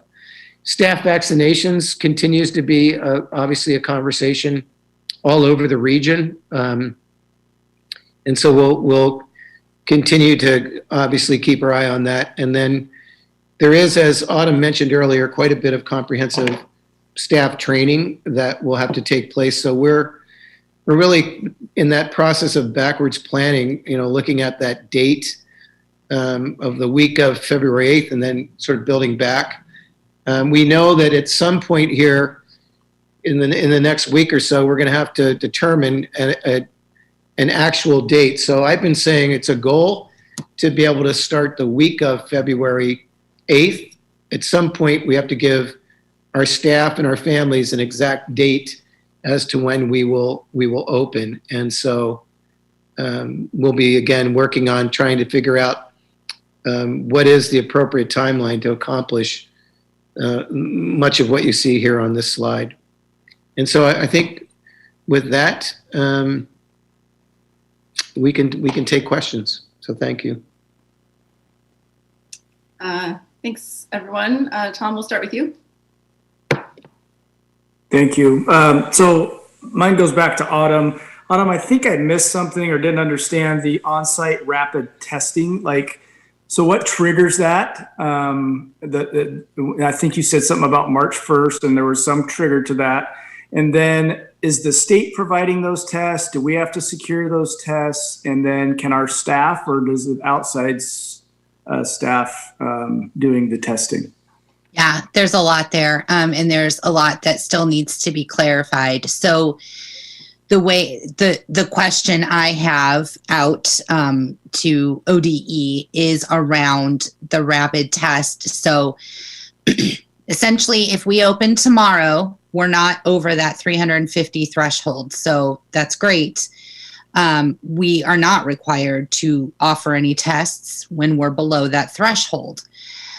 What it says is if you are above that threshold, it doesn't say if you open while you're above that threshold or if you're already open and the threshold goes up. That's what I need clarification on. Then you do have to offer these rapid tests, and they're the BIMAX. I might have said that wrong. The little card ones. And so my understanding is that we as a district do have to provide those. And I am not sure how we procure them at this point. And I would assume in some way, shape, or form, OHA will provide us some assistance with that. And then in terms of administering those tests, yes, district staff will be responsible for that. I'll add a little bit there, Tom. I know that in a meeting with Colt Gill and ODE, they actually said that they believe that it would be self-administered, that a student would be able to administer the test themselves. And there was quite a bit of conversation around, obviously, parent permission. So they're still sorting that out. But he talked at length about they believe the test is so simple that any student would be able to administer it themselves.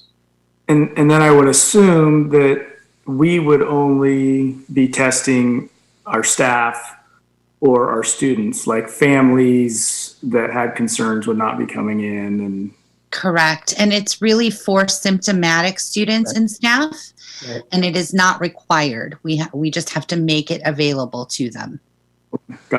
Okay, thank you. Okay, Mike, and then Dawn, and then Rob, and then Sarah. Yes, I want to make sure parents understand exactly what we're talking about. Andy, you used some acronyms in that slide, or when that slide was up, PD, CT, SEL, and MM. Can you make sure mom and dad understand what those are? You bet. So I'll start with PD, professional development, it's training for our staff. CT is collaborative teaming. So these are all things that we'll do with our staff on Monday. So collaborative teaming meetings is when our grade level teams get together and do some of their planning. SEL is social emotional learning. We have a curriculum and a program that we work through with our kids in that area, and it is done during their morning meeting time, which is the MM. Thank you. Sure.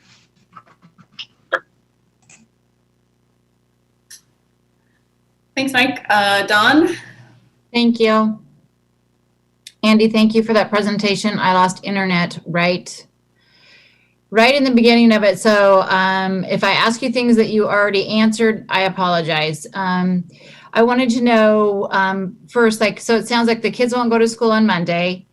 And then when they do go for the in-person learning, it's 2 hours a day. And then the teacher has time to go home.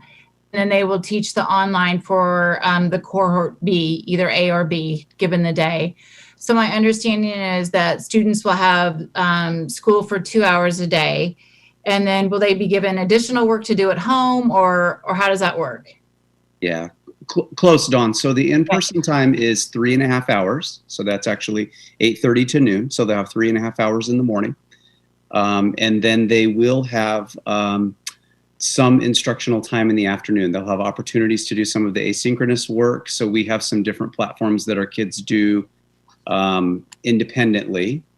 And then our kids who are at home in the morning on their non-in-person day will be receiving some support services. They will be doing some asynchronous work. And then again, they'll have that, I think where the 2 hours you might have come up with is in their afternoon time, the live online time in the afternoon from 1 to 3. Okay, thank you. And then, Trip, I understand that the parents received the survey, and it was close to 72% that wanted the in-person learning. Again, I missed part of this because I lost internet. I'm wondering, can you tell me, are the parents going to, for the high schoolers, are they going to receive a survey? And do we have a plan to get the secondary students back into school at time frame at all? Yeah, thank you. That's a good question. There's what we call limited in-person instruction. And I mentioned it the last time in a board meeting that I was trying to see whether or not with the new guidance that could be expanded, the definition of that, because it was limited only to supplemental support and not instruction to kids. And so the new guidance allows for a much broader definition of limited in person. And so right now our secondary principals are looking at prioritizing what kids really do we need to get back into school at the secondary level to begin providing them the support that they need. And we're looking at across the board in truly every program, because now we have an opportunity to bring in small cohorts of kids. I think the cohort can be up to 20 kids together at a time in that limited in person. So we're working on that right now, Dawn, so that, again, I would imagine, I know Greg is working on a plan for me. Jennifer has been working on trying to determine how they can begin something for kids that they're prioritizing. As far as a survey, I think we're at that place where what ODE is recommending is you start off with your elementary students, get up to K6, and then begin to see whether or not, you're capable of moving forward with your secondary students, your 7-12. And so we're kind of, again, wrestling with our elementary plan right now. And at the same time, our secondary administrators are beginning to put together, I think, again, a more robust, limited in person. I don't personally see us being able to jump right into a hybrid at the secondary level right now. I think we're really going to start off with limited in person and see whether or not we can do that well.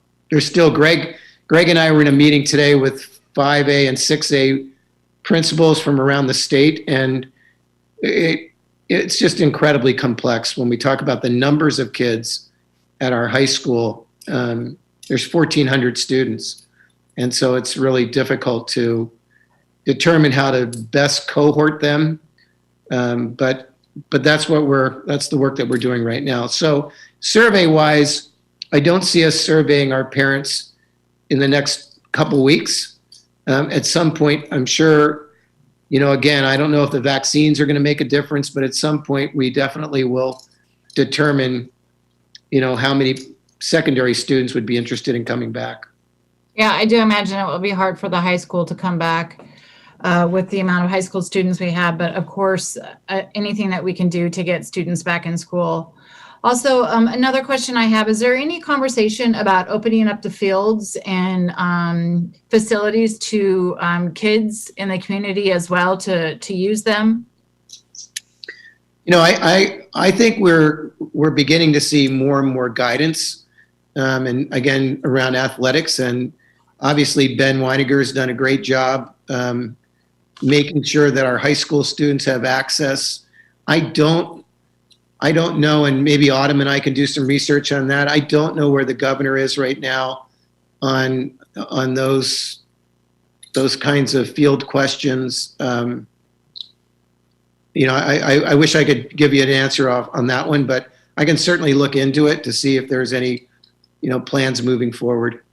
Yeah, I would really appreciate that. I'd also just kind of like just to see where students are percentage-wise of the number of kids. And this probably isn't the best area in our presentation here to talk about this, but the percentage of kids that are failing or have no grades because of not, I just would like a comparison of maybe last year and what that looks like.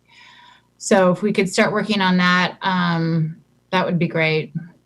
Yeah, I think, I know I sent Tom, and I think some of you received the same data, and I can make sure that it gets updated because we're coming to the end of a grading period, but it's significant. We know that we have, not just in Canby, but across the state and the nation, a significant number of students that are getting no grade, right, during this time period. And that's really concerning. And that's the group of students that we'll be targeting for limited in person to provide them additional support.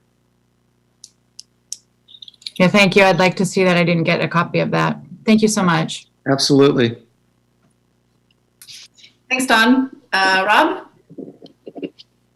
Yeah, just a couple of questions. Lots of logistical activity going on to prepare for this. I didn't fully appreciate the size and scope, particularly as you ran through, Trip, that last page of the presentation, the number of activities, some of which I would think the planning and understanding of what that will look like would be important for families to understand before they make the choice of whether to have their kids in the hybrid. I assume that you've got a plan scoped out of when those activities are occurring. I imagine there's a lot of overlap, but is there time between now and the week of the 8th to get some of those done, particularly the ones that will be informative for parents and for families so that they can make a decision? Well, I appreciate that you're asking the question because I do think it's going to be a tough deadline to meet on the week of February 8th. It's again, a goal that we have, but I mean, I would be neglectful if I didn't say it's really ambitious, and there's so many moving, pieces to it. So I think we're hopeful that by next week, we'll be able to have a really firm idea as to what would be a realistic week or day. Actually, it would be a day. I mean, we have to get to a place where we can give people an actual day, right? Not like, well, sometime on the week of whatever. Right. So I think, my conversations with other superintendents in the region, it's been really helpful to hear, how they're trying to address some of the same concerns with regards to some of these tasks that we're going to have to address in order to be able to safely reopen. And so that's been helpful. I think we're just going to have to continue to work towards that goal. And then when I recognize that we're not going to make it, or we are going to make it, then, I'll make sure that the board and the community is aware of where we are. Yeah. It's just, again, there's so much going on right now in terms of how to accomplish what we want to accomplish. There's just the staffing piece alone, Rob, is going to be significant because, as Tom indicated in his comments tonight, there are a lot of people at different places right now with how they feel about COVID and working. And we have a significant number of staff members that are asking for accommodations. And, that it presents just another layer of complexity when we begin to take a look at how we're going to be able to have adequate staffing to move forward. And we're going to continue to be as compassionate and understanding as we possibly can, while at the same time recognizing that we have a responsibility to make sure that we can provide our families the choices that they need, to make during this pandemic. Thanks, Trip. Yeah, I don't think I fully appreciated the scope of the activity, so I appreciate you walking through that and just the acknowledgement that it's going to be a challenge. My other question had to do, under the former guidance of when we could open, there was a category in which I think you informed us that our liability coverage would be rescinded if we opened or somehow limited, or there'd be no protection. I think with the new categorizations and talking about opening in the orange, because that's with ODE guidance and OHA guidance, that's no longer an issue.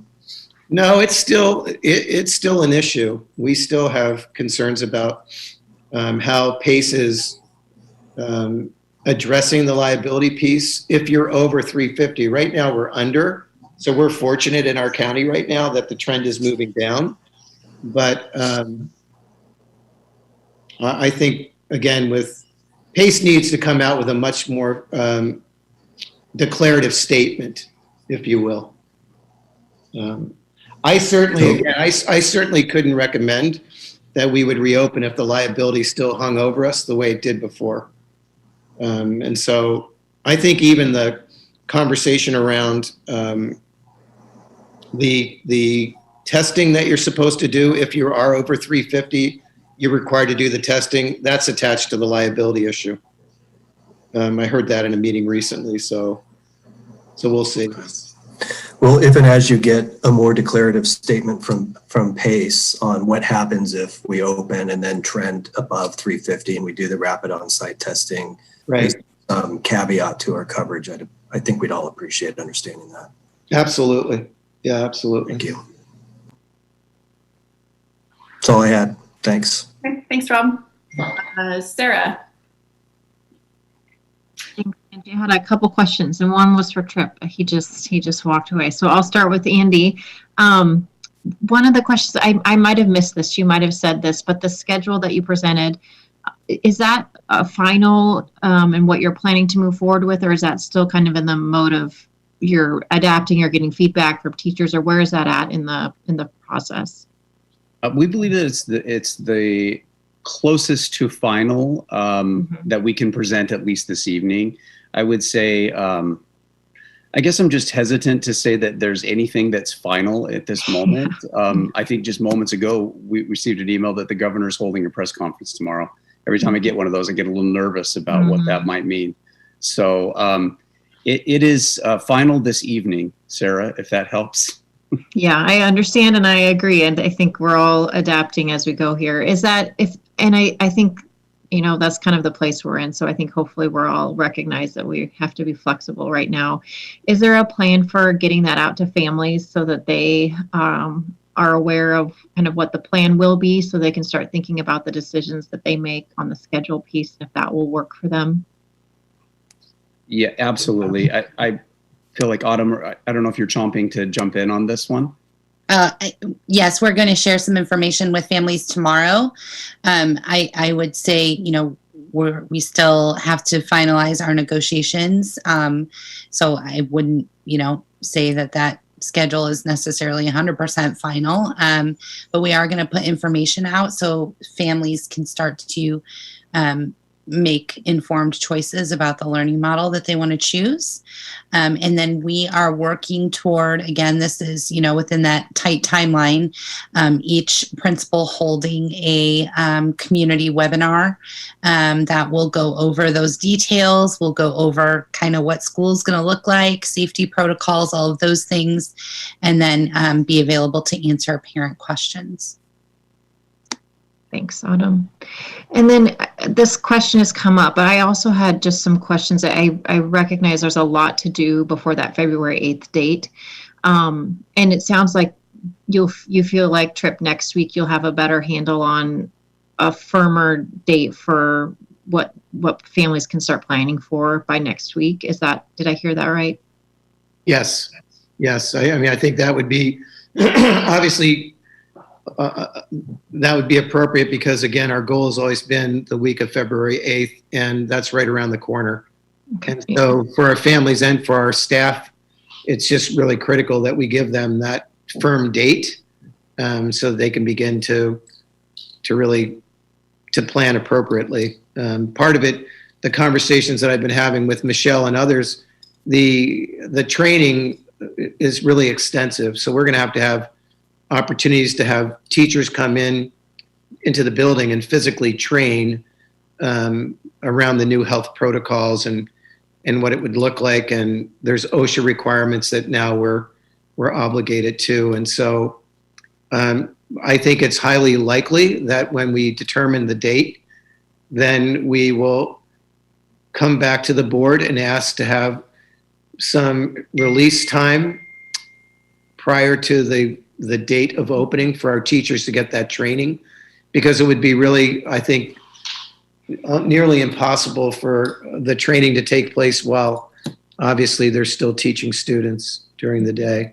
So we have to really plan thoughtfully around that.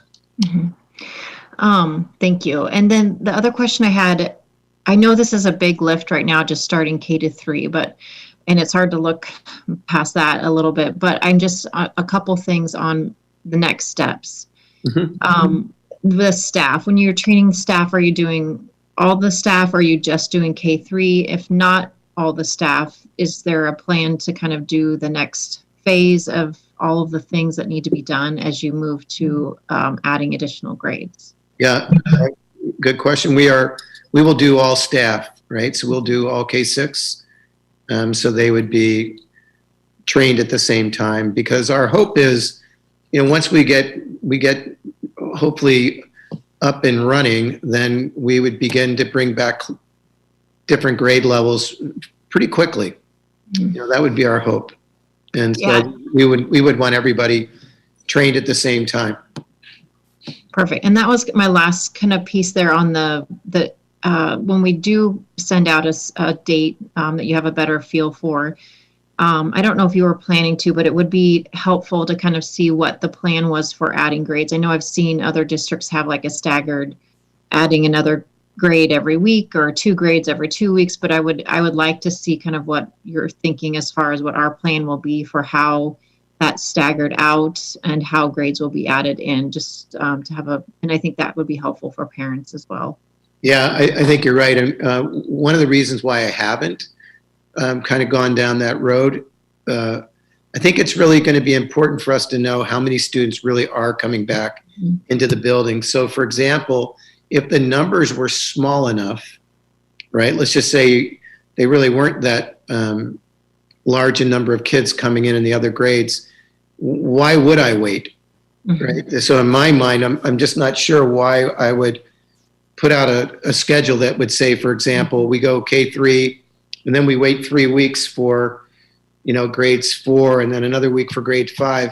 When, like, if we can cohort effectively with those 4th, 5th, and 6th graders, I don't know why I wouldn't move forward on that. No, I think, and just communicating that kind of philosophy, I think is helpful for parents to know, that's kind of where you're at as far as the planning part. I think that's really helpful. The state and the local health authority has made it clear that it's really about demonstrating that you can bring in a group of students and successfully transition them back in and not increase transmission of COVID in your community. And so if we can demonstrate that in the first couple weeks, then we would begin the process of bringing other kids back into school. I have one other question, and I think you alluded to this, but I know that moving forward with opening middle school and high school is much bigger to plan for and to think through, but it sounded like they're kind of working on that plan now, so that and when we get to that point, the planning piece and the piece that we're trying to do now in a quick time frame, they would have more time to kind of think that through, and they're already in that mode of what does this look like, how do we move forward, and when we get to the point where we can open. Did I hear that right? Or I think, again, what I can speak to tonight is that because the limited in-person instruction category changed and it's much broader now, I think we have the opportunity to bring in smaller groups of secondary students, both at the middle and high school, right, to be able to provide them additional support. And so we're going to begin looking at what could we possibly do to bring in as many of those students that really need our support, prioritize those that really are disconnecting right now, make them certainly our priority, but then continue to expand in other programs as well. And so recognizing that, again, the cohort is at this point 20, right? So you have to keep a cohort of 20 students. I talked with, I think Andy and I were talking today about, the possibility of making sure that, you could create potentially a program where you align it with the elementary schedule. So if you're a high school student, for example, you want to make sure that you're coming to school at the same time that your sibling at the elementary may be coming to school. So then you both are out in the afternoon. So that takes care of some of the daycare kinds of issues. So we're looking at all those things now. Thanks. And then I just had one last thing, and Don kind of alluded to this, but I do think if you could follow up on the field use, particularly as we're getting, before we know it, spring sports are going to be here. And I know that in Canby, I've gotten a lot of feedback from, our community groups and our, sport club organizations. We don't have a lot of the options that other communities do to play sports on other fields. And our primary field use is our schools. And not being able to provide that option to those groups is really, again, provided a place where our kids are not being able to utilize our resources and do the activities that are really important for them. So if we could get a good, solid answer to provide these organizations so that they can start planning for if that's an option for spring, and if it's not an option, I would hope we could provide that information to them so they can start thinking about how can we do this, maybe have it look differently, so that maybe thinking outside of the box. That is something I think we need to. I know it's seems far away, and we have a lot to do with opening school, and that's certainly a priority. But if we can get an answer to those folks, I think that would be a good place to go. Yeah, I agree with you. I mean, I just think the idea of having kids outdoors running around is a healthy thing. I think my guess is we'll be probably back in the liability conversation again. I know that many of the youth programs that I'm aware of, the organizations are renting space from private schools. And so there's something going on there where, I mean, I can just speak from my own, personal world where I know kids that are practicing certain sports. They're not, their organizations are having to rent from private schools. And so we can look into that. I can have that answer probably tomorrow, and I'll send it out to the board in terms of where the state is with regards to that and where our risk management is in regards to that. That's all I had. Thanks, Trip. Absolutely. Thanks, Sarah. Mike? You answered most of my questions, Trip, about the staggered timeline, about when to get the kids in school. I echo what Don and Sarah talked about the field use. And you talked a little bit about broadening the category of limited in-person instruction. What does that mean? Well, what type of students, when you say limited instruction? Yeah. So, as I said earlier, the definition of limited in-person in the old guidance was really around supplemental support. So it really primarily was around a student that had connectivity issues, right? So they would be able to come to our school. There would be an adult there that could help them get on their computer, make sure that they're connected, and then they would do their comprehensive distance learning work while in school. We weren't allowed to do any instruction in that model. It was only supplemental at that moment. Now it's much broader. So we are allowed to provide instruction. So it could be, Mike, where we recognize that there are groups of freshmen, for example, who are really struggling to connect with school because they didn't have a chance to start the year off at the high school.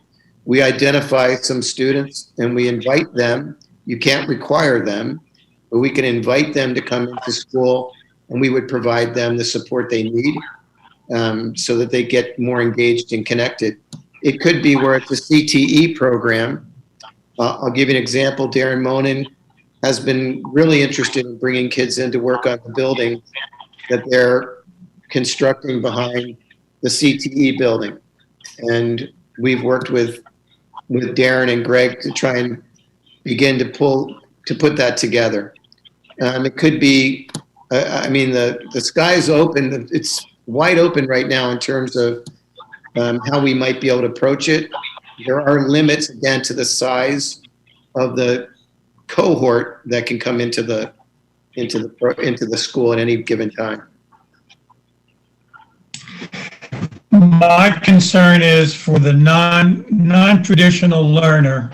Sure. And we talked about earlier that 40% of the students didn't get a grade or were failing. Statistically, 30% of our kids are either auditory or kinesthetic learners, and they are not going to learn via online. Now, if those type of students, would that fit into that category?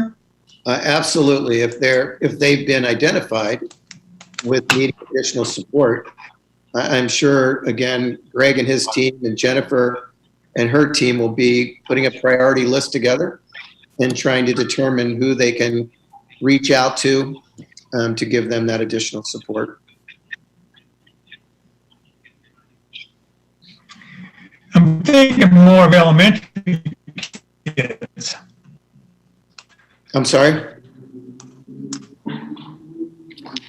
He's thinking more about elementary kids, is what he said. I'm going back More about elementary, Mike. I guess when I'm also, We can really just a second, not. putting on my educated hat, putting on my adjunct hat. Mike, I know I have a class of about 15. Mike, we can't Never understand. mind. Okay. I'm sorry, what? We can't understand you. It sounds kind of like a robot sound. It's not, we just can't hear you. Okay. Okay. It's just your internet connection is kind of wavering or something, Mike. Okay. All right, my bad. I'm sorry. I guess where I'm coming from is I see this kinesthetic kid who the only way he can learn is move. And so he is not going to do well, or she is not going to do well in on online learning. And that's probably our 40%. My assumption is that is probably our 40 or 30% of students who are not doing well. How do we, is there a way, I don't even know if this is possible, is there a way that we can identify those kids and bring some of them in limited in-person learning in groups? You know, again, I'll defer to our building principals and counselors. They're the individuals that know their students well and can help determine who those kids are that would benefit for some limited in-person kinds of opportunities. There are schools that I know are looking at just creating some kind of support program where kids can come in, whether it's elementary or secondary, just to get a little bit of what Andy called SEL, that social emotional kind of learning time. And so I think there's a lot that we could do there, Mike. I think you're right on with that, and I appreciate that. Thank you.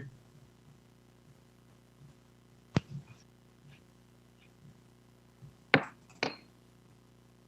there other questions, comments? I don't see any other hands at this point. I just want to give a quick update also about our work to hold our a board meeting in person. Brett and the technology team have ordered the equipment that we need to make that work. And we're figuring out logistics still. It's not 100% sure that we can meet next time. There's a lot of factors still in play, but just know that they're moving it forward as quickly as possible. And we're gonna probably start with, we're gonna try to keep the online component so that we've had a lot of families that have been able to listen in during this period of time that probably couldn't have come to a board meeting in the past. And so we're gonna try to make sure that we can still have that option available for people and to minimize the number of people that are there in person, at least in the beginning. So more to come on that, but just wanted you to know that we're working toward getting that done. Okay, we will. Thank you, everyone. Thank you to all the principals. If you'd like, I can put you back into the other side, so you can turn off your cameras if you'd like. But thank you so much for being here and for all the work you're doing. We know it is no easy task. Okay, item 7.4, monthly teaching and learning department update, the science adoption. Yvonne.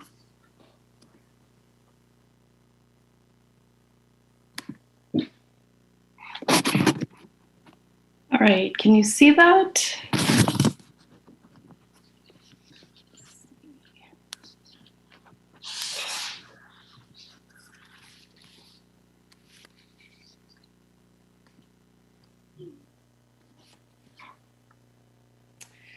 All right, so good evening. In preparation to adopt materials in several content areas, a curriculum adoption process was articulated which models implementation science. This report will follow this process by focusing on science and contextualizing past work, as well as providing examples within our current school year. With any curriculum adoption process, we must always reflect on our vision statement, all students, all abilities, all opportunities, and understand what this means for our graduates. In essence, what is their K-12 experience? When working with our high school science team, the CESD prepared an analysis of a cohort that entered Canby High School in 2015 and graduated in 2019. These data points provide insight into their experience and provide grounding points that support our work to meet our vision and provide equitable outcomes for students. The first step of our process was to focus on the needs of our district. The needs assessment brought teachers together to discuss science education and identify steps for our work. This included K-12 standards alignment and prioritization, the purchase of AP chemistry textbooks at the high school course mapping, and a change in our service delivery model for K-5, which integrates English language service, which supports all students. This summer, Danielle Reynolds, Angie Ahrens, the ESD specialist in science, and I reviewed curricula. We identified areas that were integral to our work. So the curricula that we looked at was Amplify, Building Block Smithsonian, FOSS, and STEM scopes. We looked at some non-negotiables, which included culturally responsive and available in English and Spanish, flexible to meet both in-person and online learning, and adaptive, so we cannot purchase curriculum or curriculum resources that do not adapt or are not current for the use of students. We also reviewed Ed Reports, which holds a tremendous amount of research for the different curriculum and the efficacy of that curriculum. And we made sure that the curriculum that we were looking at was on the state adoption list. We also enlisted the support of teachers to review material and provide feedback, and therefore we were able to prepare steps for this school year.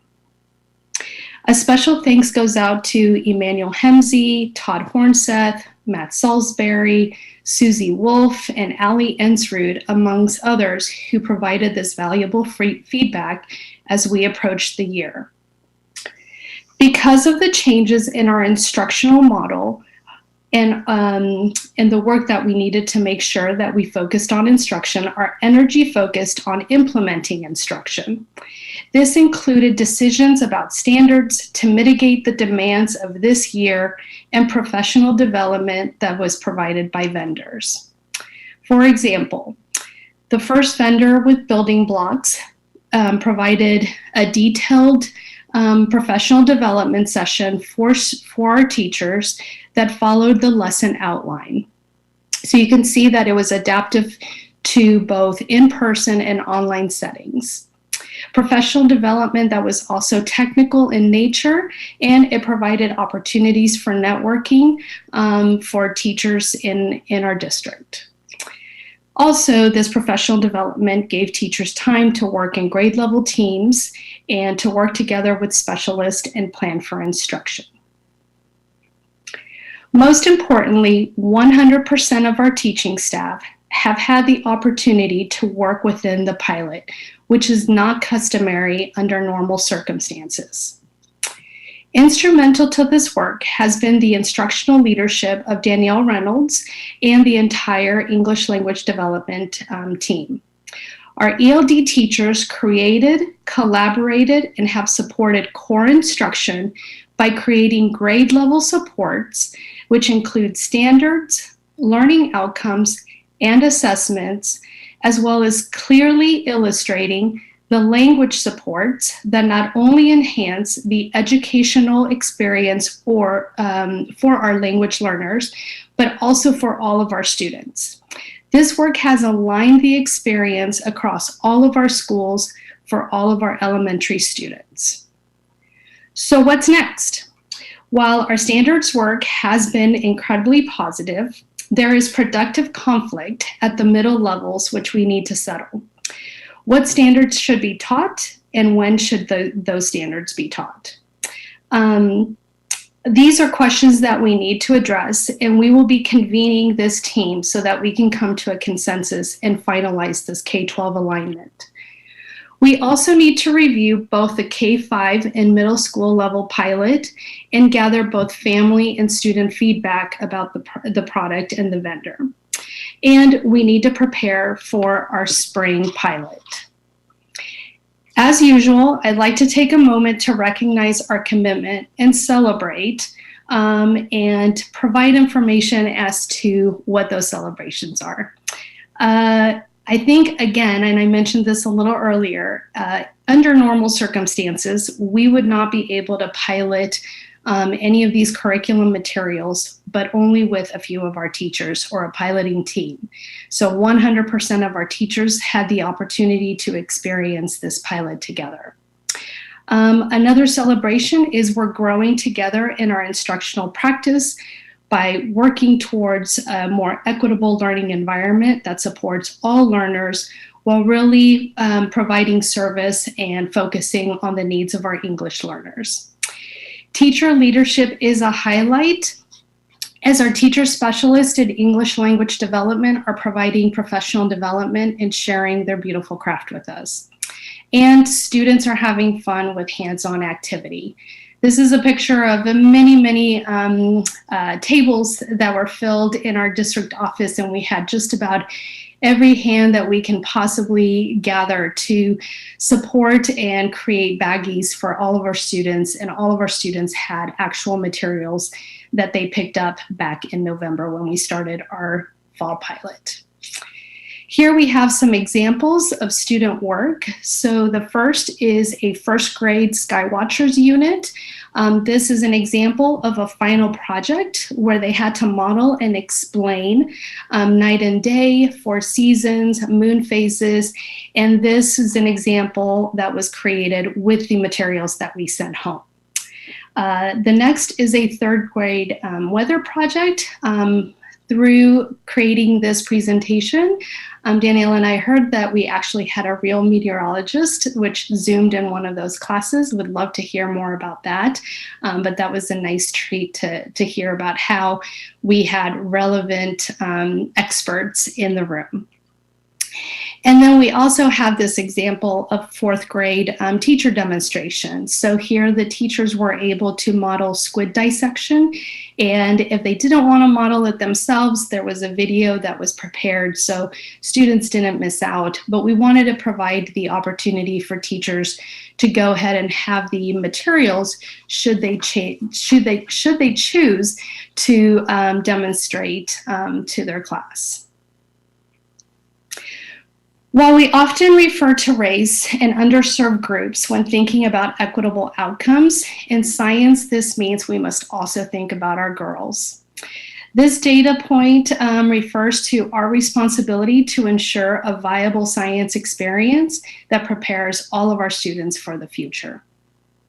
And to end, our goal is simple: to bring forward a proposal for curriculum which includes materials which address the standards and is responsive to linguistic and academic needs of our students. Thank you so much for listening to this report, and I will take any questions that you may have. Thanks, Yvonne. I think if those materials had been sent home to me, it would not have looked anything like what the students did. Rob. Yeah, thank you, Yvonne. It was nice to hear about some of the opportunities that came from online instruction at this point. I'm curious, it sounds like, well, is the holdup, or I guess the pause point in the curriculum adoption, sounds like maybe it's at the middle school, but maybe there are some other factors in just completing the process. Could you talk about kind of the constructive issues Conflict, at the level? Yeah. Yeah.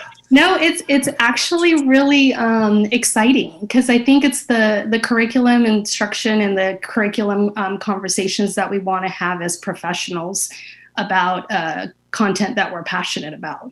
So it's been brought to our attention long ago that there is a way to align standards that match, for example, the 6th grade outdoor school experience.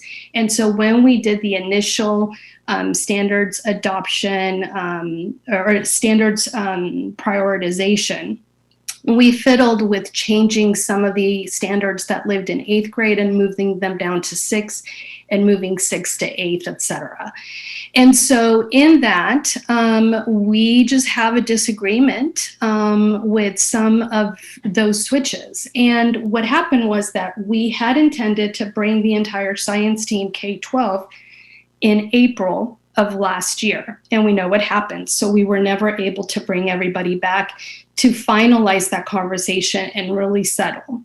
And then as we prepared for this year, we knew that the materials that we had were not standards based. They weren't on any ODE approved list. They were really not viable as far as curriculum materials for our students. And so we wanted to make sure that we had materials and we had to make some concessions. And so right now we are in the process of solidifying a date. We want to bring the 6th, 7th, and 8th grade science teachers. One of the things I should say is that our 6th grade, because of the configuration that we currently have as far as our grade levels, had not been part of many of those conversations. So now we really do have that team together because oftentimes the curriculum bundles come in that middle grade configuration, 6th, 7th, and 8th. So we are going to have some other state science experts, hopefully with us, and we are going to talk about standards and what is best for Canby. Earlier on, I mentioned that in our needs assessment, when we brought the team together, we talked about science education for Canby and what our vision was. And so we just want to make sure that we're true to continuing that conversation and really getting to a consensus that we could all live with. Right. Well, thanks for all of your efforts in this process, and Danielle and the whole team, and your effort to get to consensus. I think that's really important. So thank you. Thanks. Thanks, Rob. Dawn? Did you tell us what the product was or the vendor name was? I just told you that we looked at 4 different vendors, and the vendors that we started out with at K5 was Building Blocks.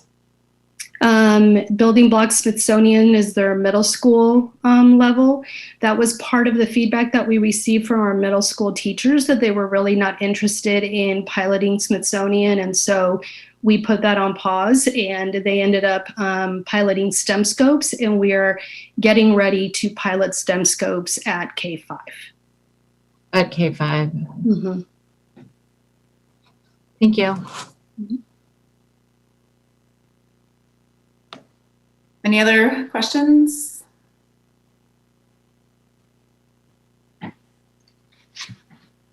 Thanks, Yvonne, for the report and all the work. Item 7.5, Financial and Special Funds Report Enrollment Update. Denise. Hey, well, I'm back. So what I have for you tonight is a report for our finances for the month ending December 31st. Our construction excise tax fund, the only increase to that was for interest payments that we received during the month of December. And if you just look at the general fund report, just a few minor updates on this report. We did receive a new state school fund estimate on December 16th, which changed our number by a slight amount.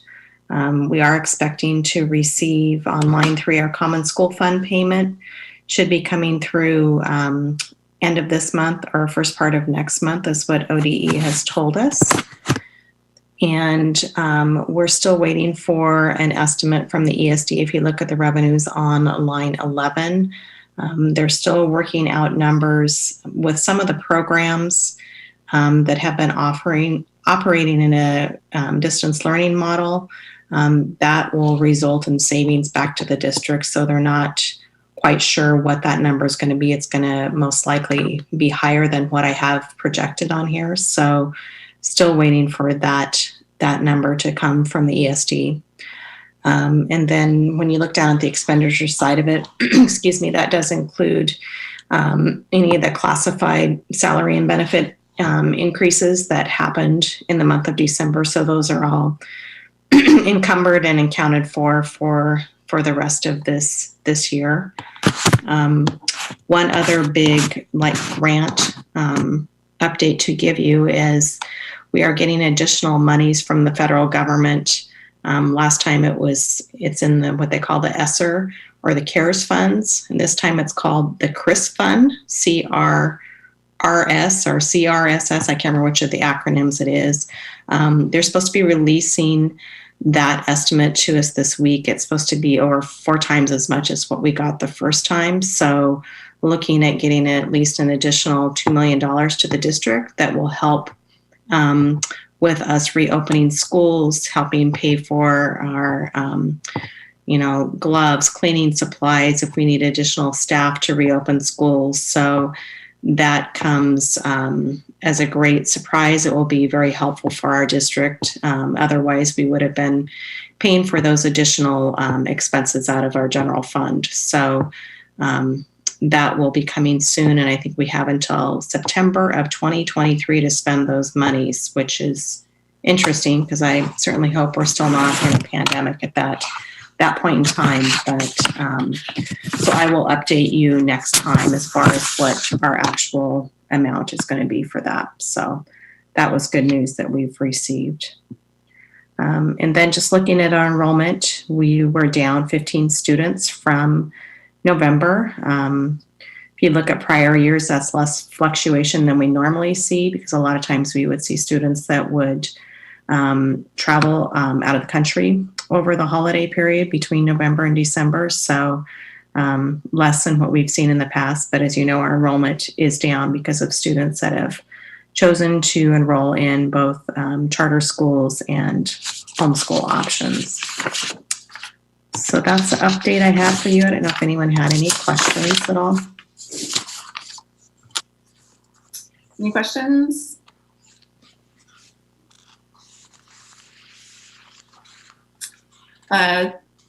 Thank you, Denise. Item 7.6, approval of resolution for construction contractor pre-qualification. Denise.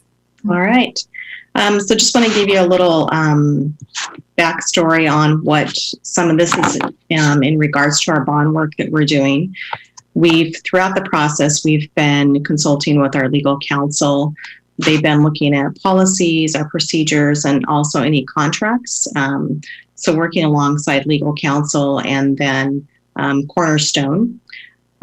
We have currently put out an RFQ to solicit the services of general contractors. And what we are doing is pre-qualifying them for summer work. So what this does is it allows us to get a list. They will submit proposals. They will be scored and screened. And then we will come up with a list of general contractors that can bid on this summer work. It helps us keep the system going smoother. This is a process that has been utilized by Cornerstone. They've said they've done this on over 40 different school projects. We held on I think it was the 6th or the 7th, we had a pre-qualification meeting where they could call in and ask questions of district staff and or Cornerstone. And overall, I think we've sent out over 29 different copies of the RFQ. So as Rick from Cornerstone has stated, there is lots of interest in school work right now, which is exciting. I don't think we'll lack for anyone stepping forward. So those are due back to the district on the 2nd of February. And then we'll be reviewing those and getting our folks qualified. And then once we actually put the documents out for bid, those are the contractors that can bid on the work that we have for this summer. It's not to say that next year when we look at additional projects, we can always reopen that list up and see if there's additional contractors that might be interested, because you might have one contractor that's on the list that isn't interested anymore, or is, too busy to bid on other work. So we always want to make sure that we have plenty of folks there to look at the projects that we have ahead of us. And then also the resolution that I have presented here, so it kind of just talks about that process. It also, our attorney wanted us to make sure that we have a process outlined in here for if there happens to be an appeal. So if we choose our list of contractors and someone wants to appeal that decision, just what that process would look like. So this is basically coming to you with his recommendations to make sure that we have all those pieces in place. And then just the other part of it, as we start going out for bid, you'll be seeing me a lot coming to you with any contracts that are over $100,000 that will require board approval. So we'll bring that information to you as they come up so that we can, proceed with getting that work done. So that's the information behind this resolution. And I don't know if anyone had any questions on that at all.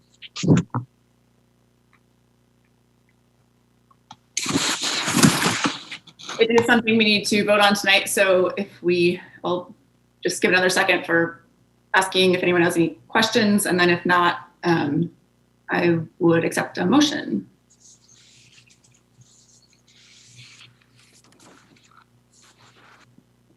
Doesn't look like there are any questions. Someone like to make a motion? Yes, Madam Chair, I move that we approve the resolution 2020-21-009 for construction contractor prequalification. Second. It has been moved and seconded to approve resolution 2020-21-009 for construction contractor pre-qualification. Is there any discussion? Hearing none, Kamala, will you please call the roll? Dawn? Aye. Sarah? Aye. Tom? Aye. Rob? Aye. Mike? Aye. And Angie? Aye. Motion carries. Thank you. I'm sure we will hear more from you about all this soon.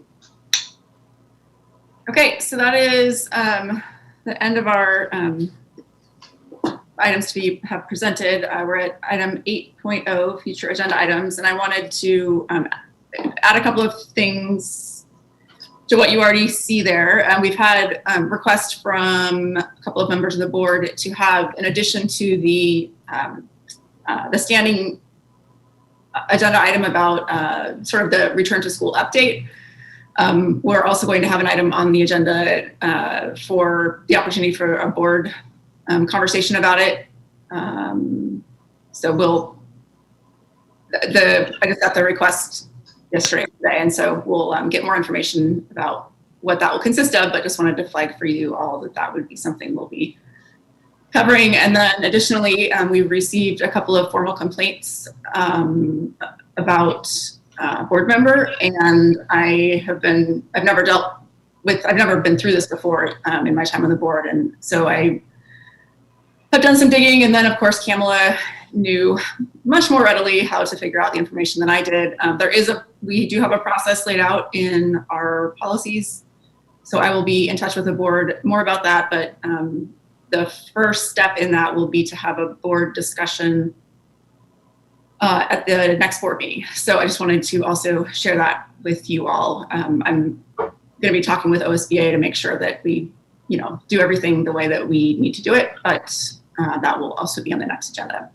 Does anyone have anything else they want to add to a future meeting?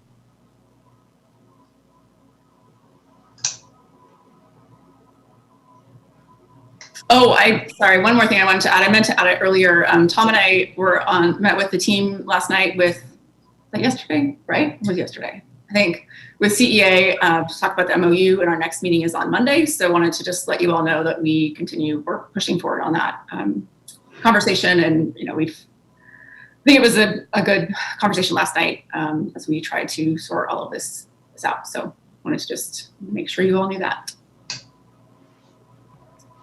Anything else good to the order?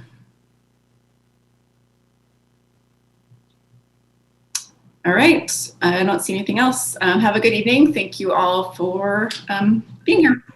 Take care. Thank you. Good night. Thanks,